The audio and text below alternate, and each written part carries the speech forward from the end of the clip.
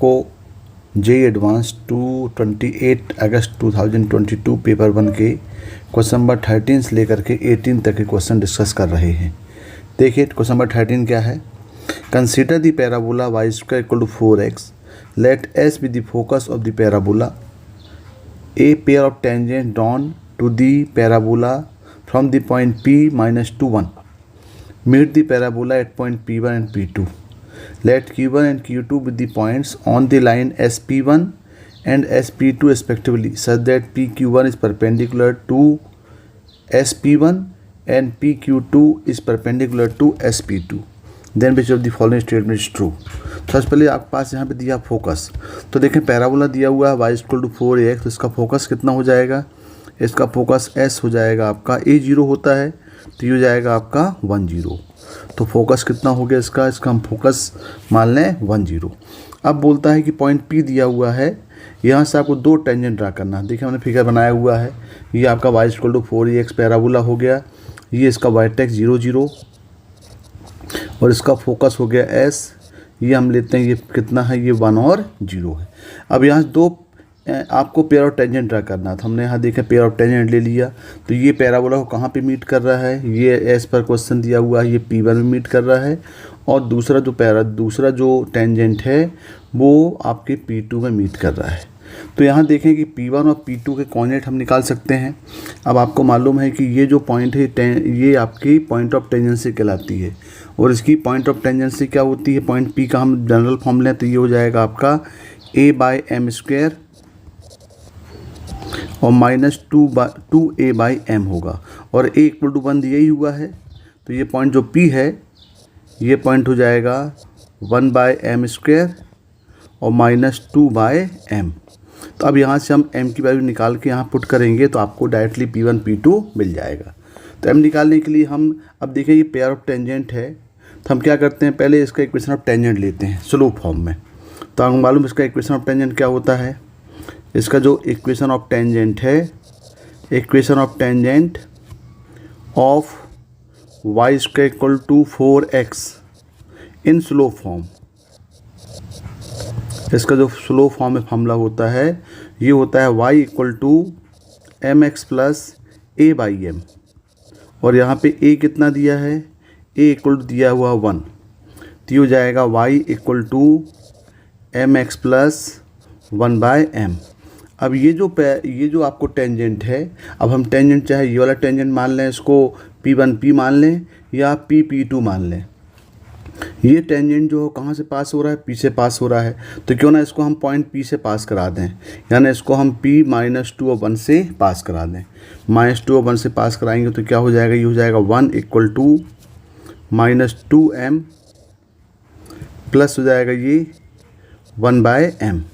अब इसको ज़रा सॉल्व कर लिया जाए, तो सॉल्व करेंगे तो ये हो जाएगा 2m² plus m -1 equal to 0। इसको फैक्टराइज कर लें तो 2m² plus 2m minus m minus 1 equal to 0, तो इसके फैक्टर हो जाएंगे 2m माइनस 1 और m प्लस 1 इक्वल टू 0। यानी यहाँ पे देख रहे हैं m इक्वल टू क्या मिल जाएगा, m इक्वल टू मिल जाएगा 1/2 और m इक्वल टू मिल जाएगा आपको -1। अब m इक्वल टू 1/2 मतलब आपके पास जो स्लोप है ये पॉजिटिव स्लोप दिया हुआ है, और m इक्वल टू -1 मतलब क्या है, नेगेटिव स्लोप दिया हुआ है। तो पॉजिटिव स्लोप मतलब आपका देखें ये P1 है, इसका स्लोप पॉजिटिव होगा, और P2 का स्लोप क्या हो जाएगा, नेगेटिव हो जाएगा। तो यदि हम यहाँ पे m की वैल्यू 1/2 और m इक्वल टू -1 पुट कर दें तो आपको P1 P2 की कोऑर्डिनेट निकल आएंगे। देखें तो आपके जो P के कोऑर्डिनेट्स वो कोऑर्डिनेट्स क्या हैं, 1/m² और -2/m है। अब यदि हम यहाँ पे m इक्वल टू 1/2 पुट कर दें तो क्या हो जाएगा, ये पॉइंट हो जाएगा आपका 1/1/2 का स्क्वायर और -2/1/2।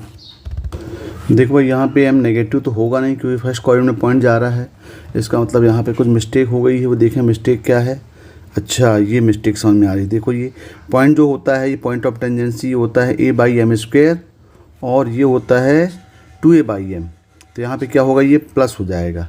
तो यहाँ पे ये सब प्लस हो जाएंगे और यहाँ पे क्या होगा, ये प्लस हो जाएगा। तो पॉइंट क्या मिल जाएगा, देखें यहाँ पे m = 1/2 पुट कर रहे हैं, तो पॉइंट जो इसका नाम P1 दे दें तो ये P1 मिल जाएगा आपको 4 और 4 मिल जाएगा। तो ये हो गया P1। यदि m = आप पुट कर रहे हैं 1/2 तो, और यदि हम m = पुट करेंगे -1, m = -1 पुट करेंगे तो ये पॉइंट हो जाएगा आपका 1 और ये हो जाएगा -2, तो ये हो जाएगा P2। तो देखें P1 P2 दोनों मिल गए, यानी आपका जो P1 है ये कितना मिल गया, ये पॉइंट हो जाएगा 4 और 4, और P2 जो पॉइंट है ये हो जाएगा 1 और -2। अब देखें नेक्स्ट पार्ट क्वेश्चन का क्या बोल रहा है। अब इसके बाद बोल रहा है, तो हमने कहा किया कि a pair of tangents drawn to the parabola from the point P - 1 meet the parabola at point P1 P2। हमने P1 P2 दोनों कोऑर्डिनेट निकाल लिया। अब बोल रहा है let Q1 and Q2 be the point on the line SP1 and SP2 respectively, यानी Q1 जो पॉइंट है वो SP1 में है और Q2 जो पॉइंट है वो SP2 में है, और PQ1 is perpendicular to SP1 और PQ2 is perpendicular to SP2। देखें इसको, अब यहाँ देखें फिगर में दिया हुआ है कि PQ1 is perpendicular to SP1, तो हमने ये SP1 को एक्सटेंड करके आगे बढ़ाया, और यहाँ पे बोल रहा है कि PQ1 ये इस पे परपेंडिकुलर है, बोल रहा है ये पॉइंट Q1 आ गया, ये इस पे क्या है, परपेंडिकुलर है, किस पे, SP1 में, और दिया हुआ है PQ2। अब यहाँ देखें ये पॉइंट 1 0 1 0 है, इसका मतलब इस लाइन का इक्वेशन क्या हो जाएगा, ये x = 1 हो जाएगा। अब यहाँ पे इसके परपेंडिकुलर बोल रहा है, तो यदि हम इसके परपेंडिकुलर यहाँ पे SPQ2 ये इसके परपेंडिकुलर है, तो यहाँ परपेंडिकुलर ड्रा करें तो ये पॉइंट हो जाएगा Q2, यानी क्या बोल रहा है, ये PQ2 परपेंडिकुलर टू SP2। ये SP2 जो आपके पास आ रहा है, ये PS को हम ज्वाइन किए और इसको एक्सटेंड कर दिए तो इसके परपेंडिकुलर है। तो यहाँ से देख सकते हैं आपकी जब ये परपेंडिकुलर है, इसका मतलब ये हुआ कि जो Q2 का जो x कोऑर्डिनेट होगा वो 1 हो जाएगा। यहाँ पे दिख भी रहा है ये पॉइंट आपके पास 1 हो जाएगा, और ये y के x के पैरेलल भी है। ये देखें ये आपका x एक्सेस है और ये आपका y एक्सेस पैरेलल है। तो ये जो लाइन है, ये लाइन क्या हो जाएगी, ये हो जाएगी आपकी y = 1, और ये लाइन क्या है, ये लाइन x = 1 है। तो पॉइंट जो Q2 होगा ये पॉइंट हो जाएगा आपका 1 और 1 पॉइंट हो जाएगा ये। तो Q2 तो आपको मिल गया। अब हम Q1 निकालें, तो Q1 आप देख रहे हैं कि Q1 जो है PQ1 P1S में परपेंडिकुलर है, तो ये जो है आपके पास ये फोटो परपेंडिकुलर है। तो यहाँ पे हम फोटो परपेंडिकुलर का कॉन्सेप्ट यदि लगा लें, इसका इक्वेशन पहले निकाल लें हम, किसका, P1S का, और इसी में हम फोटो परपेंडिकुलर का फार्मूला लगा दें। अब आपको फार्मूला यदि मालूम है तो देखो क्या फार्मूला है इसका। यदि हम मान लें कोई लाइन आपके पास AX + BY + C = 0 है और P पॉइंट है, तो PM इसका परपेंडिकुलर है, जो M है ये कहलाता है फोटो परपेंडिकुलर। यदि हम इसका कोऑर्डिनेट निकालना है तो डायरेक्ट फार्मूला आपको मालूम है क्या फार्मूला होता है, ये फोटो परपेंडिकुलर का ये फार्मूला होता है x - α/a = y - β/b = -1। इससे पास करा तो ये हो जाएगा a α + b β + c अपॉन ये हो जाएगा आपका a² + b²। तो ये देखें, ये फार्मूला यदि हम डायरेक्ट अप्लाई कर दें तो यहाँ से आपको क्या मिल जाएगा, इससे हम कंपेयर कर लेंगे, तो यहाँ से आपको x और यहाँ से y आपको मिलेगा, जो इस m के कोऑर्डिनेट्स हो जाएंगे। बिल्कुल सेम कॉन्सेप्ट यहाँ पे हम लगा लें। इस फिगर में आप देख रहे हो कि ये जो P1S है, ये वाली जो लाइन है, इस पे ये परपेंडिकुलर है, ये फोटो परपेंडिकुलर कहलाएगा, और ये पॉइंट -2 दिया है। तो हम पहले इक्वेशन ऑफ क्या निकालते हैं, SP1 निकालते हैं। तो इक्वेशन ऑफ SP1 हम डायरेक्ट निकाल सकते हैं भाई, 2 पॉइंट फार्मूले से। आपके पास S भी दिया है और आपके पास P1 भी दिया हुआ है। तो नाउ इक्वेशन ऑफ P1S, तो यहाँ पे क्या दिया, P1 कितना दिया है, P1 दिया हुआ कोऑर्डिनेट 4 और 4 और S दिया हुआ है 1 0। तो लगा दें 2 पॉइंट फार्मूला हो जाएगा y - 0 = y2, मतलब हो जाएगा 4 - 0 अपॉन 4 - 1 इंटू x - 1। तो ये हो जाएगा आपका y = 4/3 x - 1, और इसको हम सॉल्व करेंगे तो ये इक्वेशन बन जाएगा 3y = 4x माइनस 4 और इक्वेशन हो जाएगा 4x minus 3y minus 4 equal to 0। ये हो जाएगा आपका इक्वेशन ऑफ PS। अब हम लगाते हैं फोट ऑफ परपेंडिकुलर। तो फोट ऑफ परपेंडिकुलर मतलब ये होगा कि आपके पास जो लाइन मिल गई, लाइन क्या हो गई, ये लाइन आपके पास मिल गई 4x minus 3y minus 4 equal 0। और जो पॉइंट P है, ये पॉइंट कितना दिया हुआ है, ये पॉइंट दिया हुआ है आपके पास P पॉइंट दिया है -2 और 1। और इसके परपेंडिकुलर क्या है, ये जो पॉइंट है इस पॉइंट को बोला है वो Q1। तो ये भी हमने जो कॉन्सेप्ट लगाया उसमें हम अप्लाई कर दें तो क्या हो जाएगा, वो ये हो जाएगा x+2 upon coefficient of x हो जाएगा 4 equal to y-1 upon coefficient of y -3 equal to जाएगा -1 4 इंटू -2 प्लस 3 इंटू 1 -4 अपॉन ये हो जाएगा आपका a² मतलब 4 स्क्वायर प्लस 3 स्क्वायर।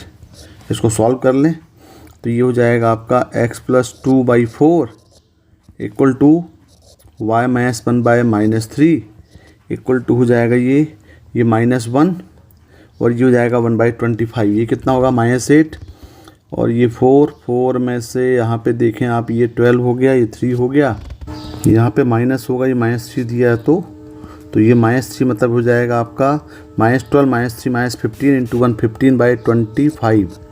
यानी ये आपको मिल गया कितना, ये हो गया। इसको सॉल्व सिंप्लीफाई करेंगे तो जाएगा 3/5। अब इसको सॉल्व कर लें, इसको सॉल्व करेंगे तो ये हो जाएगा आपका x+2/4 इक्वल टू हो जाएगा 3/5 और y-1/-3 इक्वल टू हो जाएगा 3/5। तो यहाँ से x कितना मिल जाएगा, यहाँ से x मिल जाएगा आपको 2/5 हो जाएगा ये, और यहाँ से y मिल गया -4/5। इसका मतलब आपके पास जो Q1 कोऑर्डिनेट्स है, ये Q1 हो जाएगा 2/5 और -4/5। तो ये देखो ये Q1 मिल गया। तो देखें भाई Q1 कितना मिल गया, यहाँ से लिख लें, यहाँ पे इस फिगर में देखें Q1 आपके पास ये पॉइंट मिल गया ये मिल गया 2/5 और -4/5। अब देखें आपके पास सब पॉइंट मिल चुके हैं। अब देखें क्या क्या पूछा है, ये SQ1 निकालना है, यानी फोकस से Q1 का डिस्टेंस SQ1, ये डिस्टेंस आपको निकालना है। तो लगा डिस्टेंस फॉर्मूला ए के लिए सॉल्व करें। अब तो ऑप्शन ए में बोल रहा है, वो क्या बोल रहा है, ए ऑप्शन में इसमें बोल रहा है SQ1। तो SQ1 का मतलब क्या हुआ, S कितना दिया है, S दिया है 10 और Q1 दिया हुआ है अभी हमने निकाला 2/5 और -4/5। तो ये डिस्टेंस निकाल लें SQ1। तो SQ1 हो जाएगा रूट ऑफ 2/5 -1 का स्क्वायर प्लस -4/5 का स्क्वायर। सॉल्व करेंगे तो ये हो जाएगा रूट ऑफ, ये हो जाएगा 9/25 प्लस 16/25, यानी ये आ रहा है आपका 1। तो SQ1 की वैल्यू जो है वो आपकी आ रही है 1। तो ये आपके पास ऑप्शन क्या दिया है, ऑप्शन देखें SQ1 दिया हुआ है 2। इसका मतलब आपका ये जो है ये 2 नहीं है, ये आपका रॉन्ग हो गया। फर्स्ट क्या हुआ, रॉन्ग हो गया। अब देखें तो ये आपका क्या हो गया, ये स्टेटमेंट आपका रॉन्ग है। अब बी ऑप्शन देखें, बी ऑप्शन में बोल रहा है, बी क्या बोल रहा है, देखें यहाँ पे बी में बोल रहा है, क्वेश्चन बोल रहा है Q1 Q2 निकालें। अब आपके पास Q1 Q2 दोनों कोऑर्डिनेट दिए गए हैं। तो देखें Q1 length of Q1 and Q2। तो Q1 कितना दिया है, Q1 दिया हुआ है 2/5 और -4/5 और Q2 दिया हुआ है 1 तो Q1 Q2 equal to root of, ये हो जाएगा 2/5 -1 का स्क्वायर प्लस -4/5 -1 का square.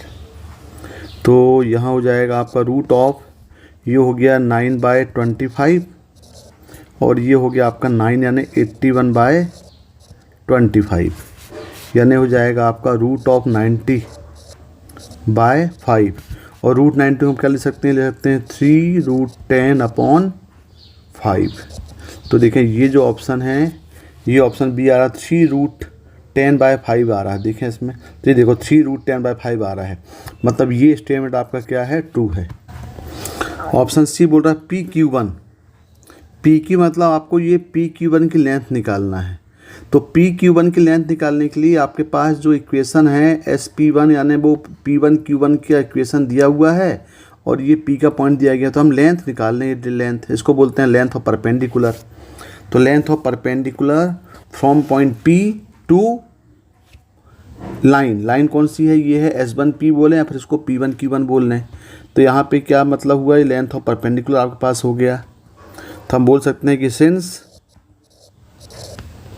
PQ1 perpendicular to SP1, तो क्या हो जाएगा ये length of perpendicular from P -1 to the line कौन सी लाइन है SP1 और SP1 की लेंथ, तो ये लेंथ कितना हो जाएगा आपका, ये लेंथ हो जाएगा, इसको हम बोलेंगे PQ1। तो PQ1 हो जाएगा, क्या लेंथ है ये इक्वेशन हो जाएगा आपका 4x - 3y - 4 अपॉन √4² + 3²। किस पॉइंट से बोल रहा है ये बोल रहा है आपका -2 और 1 से। तो इसको सॉल्व कर लें, इसको सॉल्व करेंगे तो ये जाएगा 4 × -2 -3 × 1 -4 अपॉन हो जाएगा ये 5। तो ये लेंथ कितनी आ गई, ये आ गई आपके पास -8 -3 -4 अपॉन 5 यानी इक्वल टू हो गया, ये हो गया 15 यानी 3। तो ये आपके पास जो PQ1 की लेंथ है ये कितनी आ गई, ये 3 आ गई, ये इक्वल टू कितनी आई 3 आई। तो देखें SP लेंथ 3 दिया हुआ, मतलब आपका ये ऑप्शन भी क्या है सही है। अब हम निकाल लें SQ2, लेंथ ऑफ SQ2 निकाल लें। तो देखें लेंथ ऑफ SQ2, तो ये हम D निकालें इसको, लेंथ ऑफ SQ2, S कितना दिया है, SQ2 आपको निकालना है। S दिया हुआ है 1 0 और Q2 दिया हुआ है 1 और 1। तो SQ2 लगा लो डिस्टेंस फार्मूला से, √1 - 1 का स्क्वायर प्लस 0 - 1 का स्क्वायर, यानी ये कितना हो गया SQ2, ये इक्वल टू हो गया आपका 1। देखो जरा SQ2 1 दिया है कि नहीं दिया, इसमें SQ2 देखो 1 दिया है, इसका मतलब आपका ऑप्शन बी भी सही है, डी भी सही है और PSC भी सही है, ये आपका रॉन्ग है। तो इसका आंसर क्या होगा, इसका आंसर होगा बी, सी और D. Question 14, let M denote the determinant of square matrix M and एक फंक्शन दिया हुआ है G का सच दैट 0 से π/2 टेंड्स टू R। इसका डोमेन दिया 0 से π/2 और रेंज दिया हुआ है R, और ये फंक्शन डिफाइन किया है √f(θ - 1) प्लस √f(π/2 - θ - 1) और f(θ) फिर डिफाइन किया हुआ है, ये दिया हुआ है 1/2 1 - sin θ - 1 sin θ 1 - sin θ 1 sin θ और 1 और plus sin π sin θ - π/4 cot θ - π/4 cos θ + π/4 minus cos π/4 log π/4 tan θ - π/4 log 4/π और tan π। अब पहले हम इसको ज़रा f(θ) को सिंप्लीफाई करके gθ निकालें और फिर gθ से फिर ये एक क्वाड्रेटिक पॉलिनोमियल दिया हुआ है जिसके रूट्स मैक्सिमम और minimum values of at gθ है और P2 की वैल्यू गिवन है। तो हमको इनमें से देखना कौन स्टेटमेंट ट्रू है, यानी सबसे पहले हम ये f(θ) के लिए सॉल्व करें। अब यदि आप f(θ) के लिए सॉल्व कर रहे हैं तो देखें ज़रा यहाँ पे, तो sin π की वैल्यू तो ये 0 हो जाएगी, cos 90 भी 0 होता है और यहाँ पे tan π भी 0 हो जाएगा। इसका मतलब आपका जो डायगोनल का एलिमेंट है ये एलिमेंट क्या हो जा रहा है, आपका 0 हो जा रहा है। और जब डायगोनल का एलिमेंट 0 हो जा रहा है इसका मतलब है कि हम इसमें चेक करें क्या ये स्क्यू सिमेट्रिकल मैट्रिक्स तो नहीं है? अब देखें ज़रा, स्क्यू सिमेट्रिकल मैट्रिक्स क्या होती है, पहले उसको हम समझ लें। स्क्यू सिमेट्रिकल मैट्रिक्स के लिए आपके पास यदि कोई मैट्रिक्स दिया हुआ है, स्क्वायर मैट्रिक्स, यदि उसका हम ट्रांसपोज निकालें, यदि वो नेगेटिव आता है तो वो एक स्क्यू सिमेट्रिकल मैट्रिक्स कहलाती है। जैसे देखिए यहाँ पे हम थोड़ा इसको डिस्कस करते हैं। आपको स्क्यू सिमेट्रिकल मैट्रिक्स, ये मैट्रिक्स देखें, मान लो आपके पास कोई मैट्रिक्स दिया हुआ है, F A equal to 0 minus H minus F, H 0 minus F, G F ये 0। यहाँ पे थोड़ा चेंज कर लें क्योंकि सिमेट का बनाना है, तो आपको ये माइनस एच, तो यहाँ पे ले लें इसको माइनस जी ले लिया जाए, ज़्यादा बी जी पड़ेगा आपको ये जी। अब यदि हम देखें यहाँ पे इसका डायगोनल एलिमेंट 0 0 हमने लिया हुआ है, क्यों? क्योंकि आपके क्वेश्चन में भी 0 0 आ रहा है। अब यदि हम इसका ट्रांसपोज निकालें यदि, तो ट्रांसपोज क्या होता है, इंटरचेंज कर दें रो को कॉलम में और कॉलम को रो में, तो ये हो जाएगा आपका 0, ये हो जाएगा एच, ये हो जाएगा जी, फिर हो जाएगा माइनस एच 0, ये हो गया एफ माइनस जी माइनस एफ, और ये हो गया आपका 0। तो ये इक्वल टू आ गया। अब यहाँ से यदि हम माइनस को कॉमन ले लें, यदि यहाँ से माइनस कॉमन लेंगे तो क्या बन जाएगा, ये बन जाएगा 0 माइनस एच माइनस जी, ये हो जाएगा H 0 minus F G F और 0, बिल्कुल सिमिलर फॉर्म में आ रहा है। और तो ये क्या बन गया, ये वापस ए बन गया, यानी किसी का transpose equal to the minus A हो जा रहा है। तो हम क्या बोलेंगे, ये मैट्रिक्स कौन सी है, स्क्यू सिमेट्रिकल मैट्रिक्स है। और स्क्यू सिमेट्रिकल मैट्रिक्स जब भी वो होती है तो उसका डिटरमिनेंट जो होता है, यानी इसका डिटरमिनेंट जो होता है हमेशा क्या होगा, इक्वल टू 0 हो जाएगा। तो पहले हम चेक करें क्या स्क्यू सिमेट्रिकल मैट्रिक्स है कि नहीं है। तो स्क्यू सिमेट्रिकल मैट्रिक्स चेक करने के लिए देखिए यहाँ पे ये cos थीटा प्लस π/4 दिया है। तो cos थीटा प्लस π/4 को हम क्या ले सकते हैं, यहीं पर यदि हम सॉल्व करें कि cos थीटा प्लस π/4 को हम ले सकते हैं sin π/2 माइनस थीटा प्लस π/4। तो ये क्या हो जाएगा, ये हो जाएगा आपका माइनस साइन, अब साइन ये आपका साइन नहीं, यहाँ पे कॉस होगा क्योंकि ये तो कॉस है, ये सामने हमने अंदर चेंज किया हुआ है।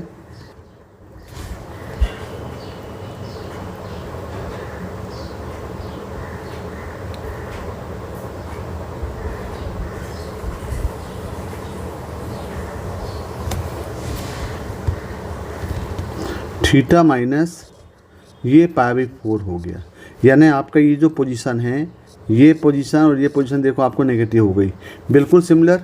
इसको भी हम चेंज कर सकते हैं, कॉट है तो इसको भी हम माइनस कॉट में कन्वर्ट कर सकते हैं।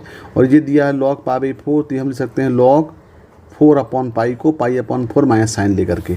यानी आप यदि हम इसके इस पार्ट को सॉल्व करें तो आपका ये पार्ट देखें क्या हो जाएगा, आपका जो ये वाला पार्ट है ये बन जाएगा। तो यहाँ पे देखो एफ थीटा को 1/2 उसको हम चेंज किया नहीं वाला पार्ट प्लस, अब देखो ये तीनों 0 0 हो गए आपके पास, ये थीटा माइनस π/4, तो ये क्या हो जा रहा है, ये हो जा रहा है माइनस साइन थीटा माइनस π/4 बन जा रहा है, बिल्कुल सिमिलर। यहाँ देखें ये आपके पास 10 दिया, उसको हम कॉट में कन्वर्ट कर सकते हैं, तो ये बन जाएगा आपका माइनस कॉट थीटा प्लस π/4, और ये हो जाएगा माइनस लॉग 4/π। तो देखें आपके पास अब ये आपके पास डायगोनल का एलिमेंट क्या हो गया, 0 हो गया, ये डायगोनल का एलिमेंट आपके पास 0 हो गया। और ये जो आपके पास ये जो फॉर्म बची ये इसके नेगेटिव आ रहे हैं, इसका मतलब क्या हुआ कि ये आपके पास क्या है, एक हम बोल सकते हैं कि ये जो पार्ट है इस तरफ वाला, ये क्या बन जा रहा है, ये बन जा रहा है आपका स्क्यू सिमेट्रिकल मैट्रिक्स, और इसके डायगोनल का एलिमेंट क्या है, 0 है। तो जब किसी स्क्यू सिमेट्रिकल मैट्रिक्स के डायगोनल का एलिमेंट 0 होता है तो उसकी जो डिटरमिनेंट की वैल्यू होती है, ये इसकी जो डिटरमिनेंट की वैल्यू होगी वो कितनी जाएगी, इक्वल टू 0 हो जाएगी। इसका मतलब ये पूरा पार्ट कितना हो गया आपका, 0 हो गया।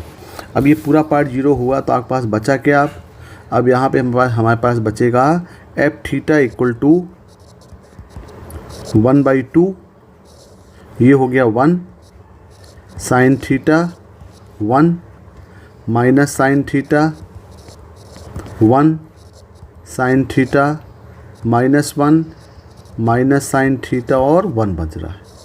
अब हालांकि यहाँ भी आप देख रहे हैं कि ये भी स्क्वायर सिमेट्रिक का मैट्रिक्स लग रहा है आपके पास, लेकिन इसके डायगोनल के एलिमेंट नॉन जीरो हैं। तो हम इसमें प्रॉपर्टी अप्लाई करके इसको प्रोसीड करें। अब देखो यहाँ पे हम प्रॉपर्टी अप्लाई कर देते हैं कि C1 tense to C1 plus C2। तो C1 प्लस C2 करेंगे तो यहाँ पे क्या मिल जाएगा, ये मिल जाएगा एफ थीटा इक्वल टू 1/2, और दोनों को ऐड करेंगे तो यहाँ पे हो जाएगा ये 2, ये हो जाएगा साइन थीटा, और ये तो 1 ऐसे ही रहेगा। यहाँ हो जाएगा आपका 0, ये भी 0 हो जाएगा। यहाँ हो जाएगा 1 माइनस साइन थीटा, ये हो जा रहा है साइन थीटा, और ये जा रहा है 1।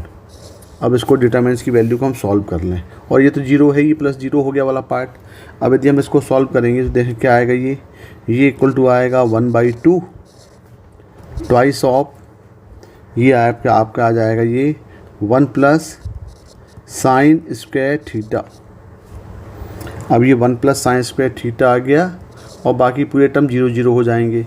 यानी यहाँ पे जो एफ थीटा की 2 कैंसिल हो गए, तो यहाँ पे आपके पास एफ थीटा की वैल्यू क्या मिल गई, ये मिल गई 1 प्लस साइन स्क्वायर थीटा। तो ये आपके पास एफ थीटा मिल गया। अब ये एफ थीटा से हम क्या निकालेंगे, जी थीटा निकालेंगे। जी थीटा डिफाइन क्या किया हुआ है, जी थीटा बोला है root of f theta -1 plus root f π/2 minus theta -1। तो यहाँ पे एफ थीटा की वैल्यू पुट कर दो, जाएगा root of 1 plus sine square theta -1 और माइनस ये जाएगा रूट ऑफ 1 प्लस, अब ये साइन स्क्वायर करेंगे π/2 माइनस थीटा तो हो जाएगा कॉस स्क्वायर थीटा, ये -1। यहाँ पे देखें 1 1 कैंसिल हो गए, और यहाँ पे क्या आ गया, ये आ गया जी थीटा इक्वल टू, अभी आ गया root of sine square theta. तो आपको मालूम है रूट ऑफ एक्स स्क्वायर कितना होता है, ये होता है मॉड ऑफ एक्स। डिपेंड करेगा इसके इंटरवल में वैल्यू पॉजिटिव की नेगेटिव होगी। तो ये जाएगा मॉड ऑफ साइन थीटा, और माइनस है कि प्लस है, देखें यहाँ पे ये प्लस है शायद, ये आपके पास प्लस दिया हुआ है, तो ये है प्लस, यहाँ पे हो गया ये कॉस थीटा मॉड में।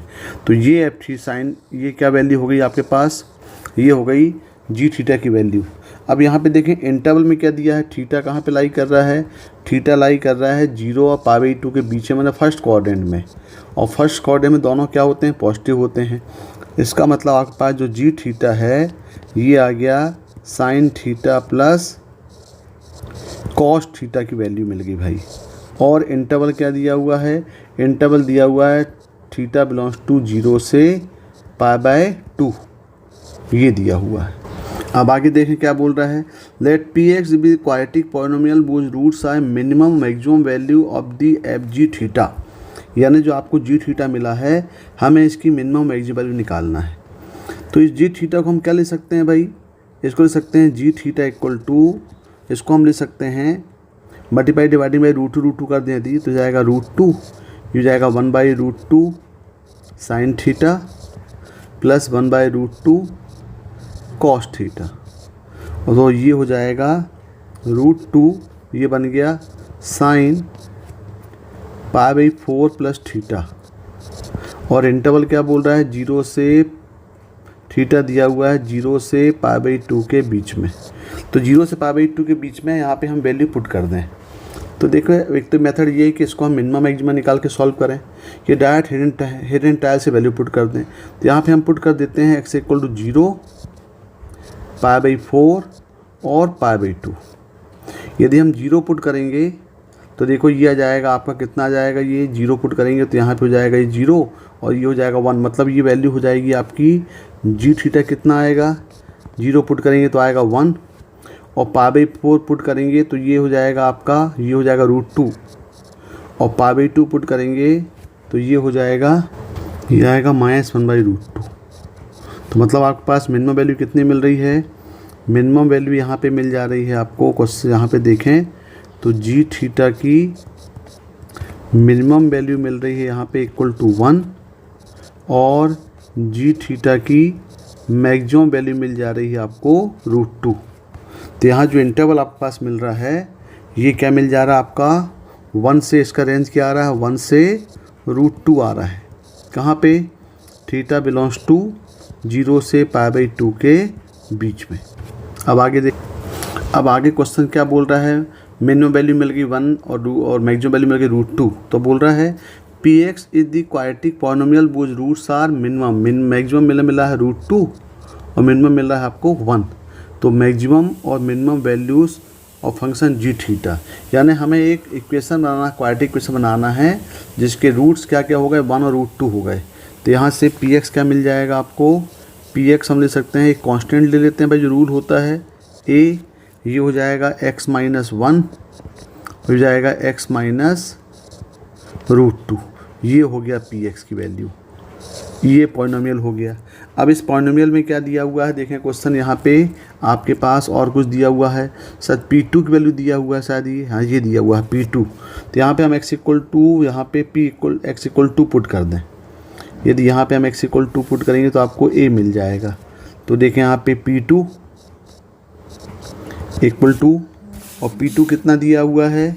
p2 दिया हुआ है, p2 इक्वल दिया हुआ है 2 - √2 दिया है, ये 2 - √2 ये वैल्यू गिवन है। इसका यूज़ करें तो हो जाएगा a, ये हो जाएगा 2 - 1 हो जाएगा 2 - √2 और p2 कितना दिया यहाँ से? p2 दिया हुआ है 2 - √2 = a, ये 1 हो गया और ये 2 - √2 हो गया। तो ये दोनों हो गए कैंसिल। इसका मतलब यहाँ से a क्या हो गया? = 1 हो गया। जब a 1 हो गया तो px की वैल्यू क्या बन गई? px = फाइनली वैल्यू मिल गई आपको x - 1 और ये मिल गया आपको x - √2, ये मिल गया px। अब जब फंक्शन मिल गया तो बोल रहा है विच वन इज ट्रू, यानी ये वैल्यू आपको पुट करके चेक करना पड़ेगा कि कौन सा स्टेटमेंट ट्रू है और कौन सा स्टेटमेंट फॉल्स है। तो देखें ये जब px मिल गया तो हम इसका बेबी कर्व से कर्व बना लें। देख रहे हैं यहाँ पे ये एक पैराबोला शेप दिया हुआ है, क्योंकि यहाँ पे x² क्या है? पॉजिटिव है। तो x² पॉजिटिव है और इसके रूट्स 1 और √2 दिखा रहे हैं। तो दैट्स का जो ग्राफ बनेगा वो कैसा बन जाएगा आपका? देखें हम एक रफ स्केच बना रहे हैं, तो इसका जो ग्राफ है ये मिल जाएगा आपको, डैट बनाते हैं हम ये, और ये जो है ये अपवर्ड पैराबोला होगा और ये कहाँ कट कर रहा है? ये 1 में कट कर रहा है और ये वैल्यू कहाँ पे कट कर रहा है? आपको √2 में कट कर रहा है। तो ये ग्राफ बनेगा। अब देखें पहला ऑप्शन क्या दिया हुआ है? पहला ऑप्शन दिया हुआ है p3 √2/4, यानी पहला ऑप्शन हम a के लिए चेक करें यदि, तो a के लिए हम चेक करेंगे तो देखें यहाँ पे ये दिया हुआ है 3 + √2/4।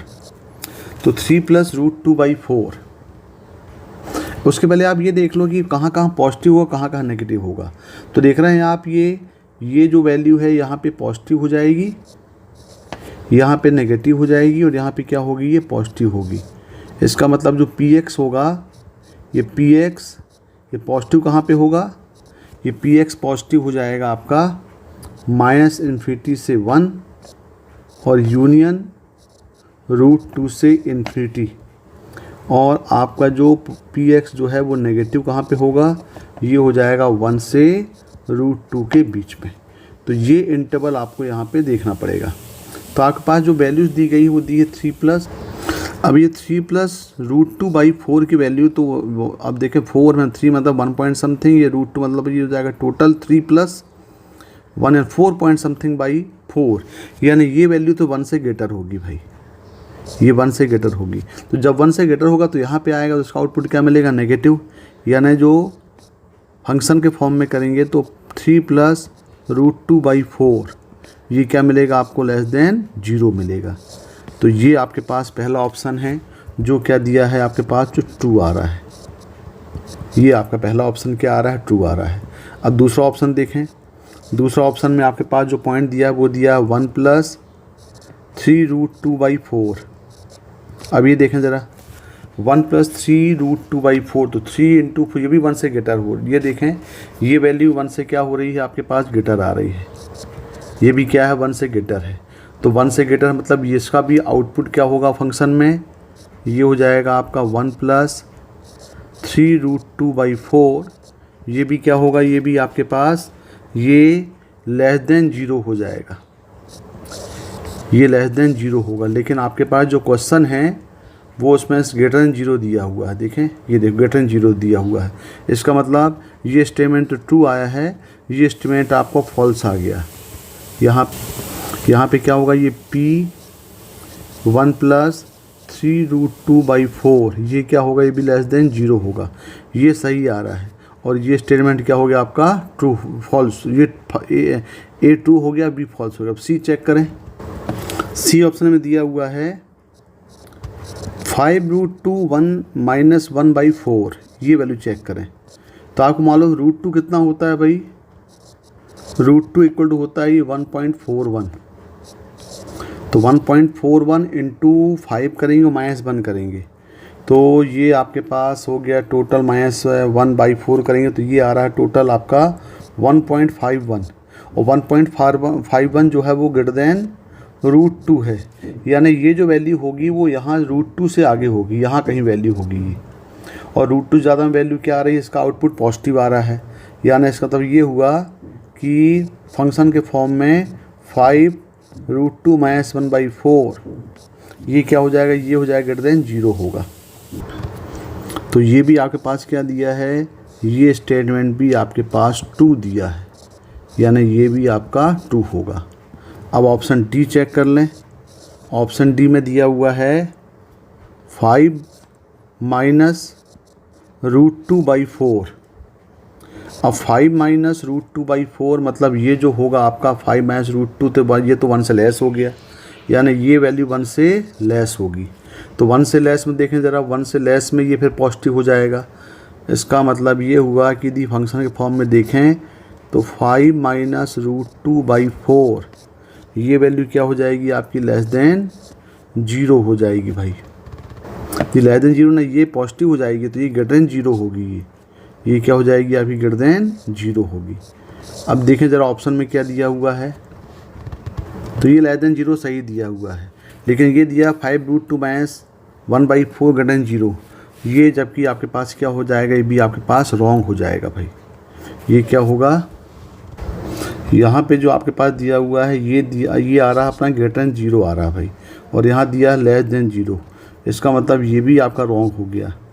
और ये आपका क्या होगा, आपका ट्रू होगा, क्योंकि यहाँ पे वैल्यू क्या मिलेगी, ये P 5 - √2/4 जो होगा ये <0 होगा। तो इसका आंसर क्या होगा, इसका आंसर ए और सी होगा। Consider the following list. एक मैचिंग का क्वेश्चन दिया हुआ है, इसमें 4 इक्वेशन दिए गए हैं। पहला इक्वेशन दिया हुआ है, इंटरवल दिया -2π/3 से 3, 2π/3 cos x + sin x = 1। दूसरा इक्वेशन दिया हुआ है -5π/18 to 5π/18 √3 tan 3x = 1। ये इक्वेशन दिए गए हैं और यहाँ पे दिए हुए इसके रूट्स, इस इंटरवल में इसके रूट्स निकालने हैं, 2 रूट, 3 रूट, 4 रूट, 5 रूट और 6 रूट। हमें इसका मैट्रिक्स मैच करना है और इसमें कुछ ऑप्शन दिए गए हैं। तो देखें, पहला हम एक इक्वेशन को सॉल्व करते हैं इस इंटरवल में। तो पहला इक्वेशन दिया हुआ है, पहला पार्ट जो फर्स्ट पार्ट है क्वेश्चन का, x बिलोंग्स टू -2π/3 to 2π/3, और एक ट्रिग्नोमेट्रिकल इक्वेशन दिया है cos x + sin x = 1।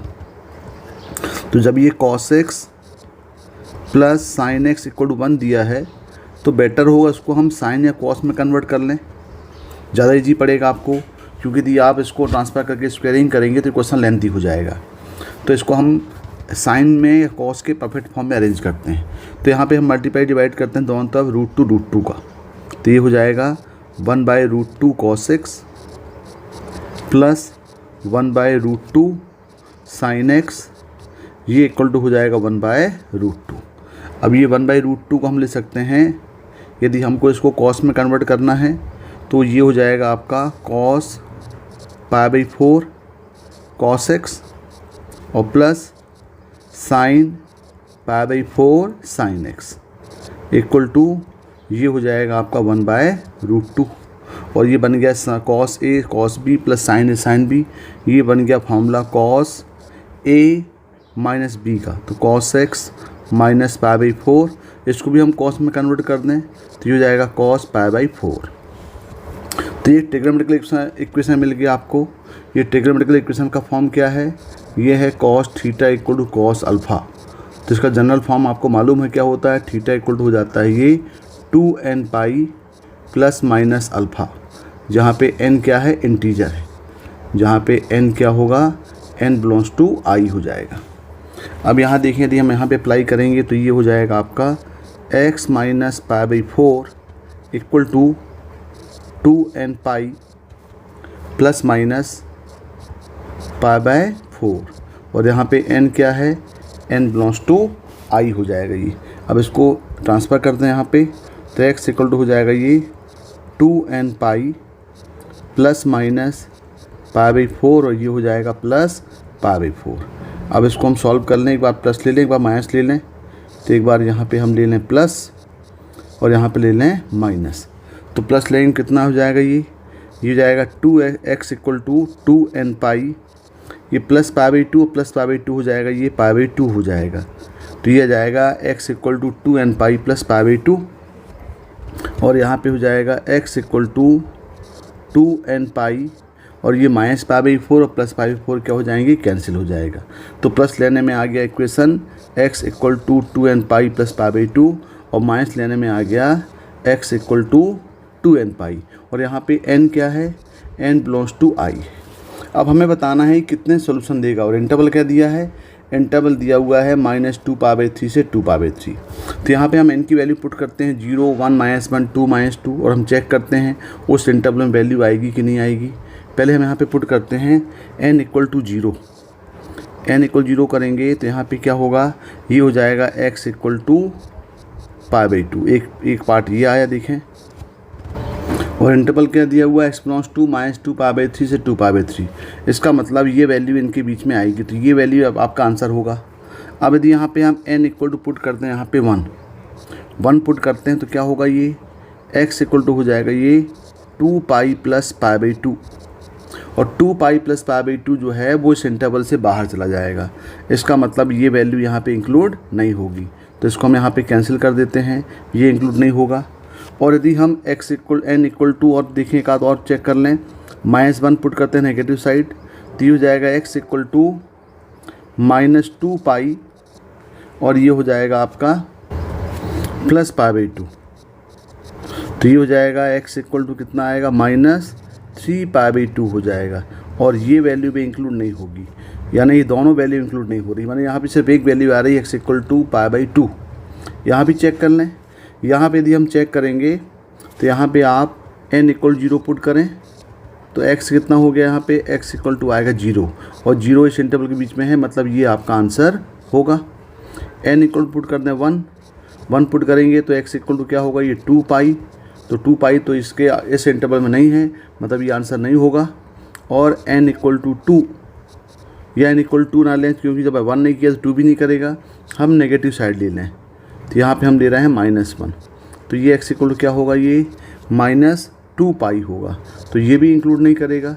इसका मतलब सिर्फ यहाँ पे n इक्वल टू 0 में x इक्वल 0 आ रहा है, और n इक्वल 0 में यहाँ पे x इक्वल पाई बाई 2 आ रहा है, यानी इस इक्वेशन के 2 ही रूट हो रहे हैं, ओनली 2 सॉल्यूशंस या रूट्स।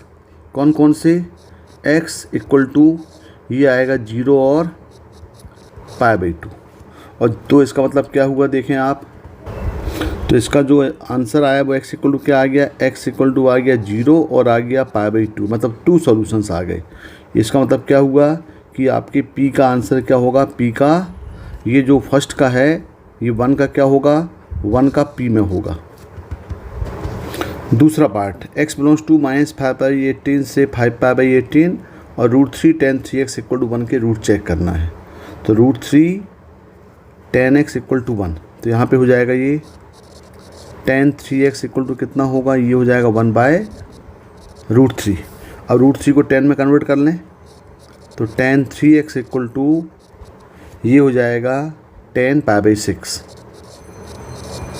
अब आपको मालूम है कि यदि tan theta equal to tan alpha, तो इसका जनरल फॉर्म क्या होता है, इसका जनरल फॉर्म होगा theta equal to n pi plus alpha. यानी यहाँ पे आपके पास जनरल फॉर्म में लिख करके हम उस इंटरवल में उसके रूट निकालेंगे। यहाँ पे n क्या है, n बिलोंग्स टू i है। तो यहाँ पे कितना हो जाएगा, ये हो जाएगा आपका 3x equal to n pi plus ये हो जाएगा π/6। अब इसको ज़रा सॉल्व कर लें तो यहाँ पे कितना हो गया, ये 3x इक्वल टू ये हो गया, यहाँ पे एलसीएम ले लें यहाँ पे हम, तो ये हो जाएगा पाई, ये हो जाएगा यहाँ से π/6 बाहर ले लें तो ये हो जाएगा आपका 6n + 1 और x कितना हो जाएगा, x हो जाएगा π/18 और 6n + 1।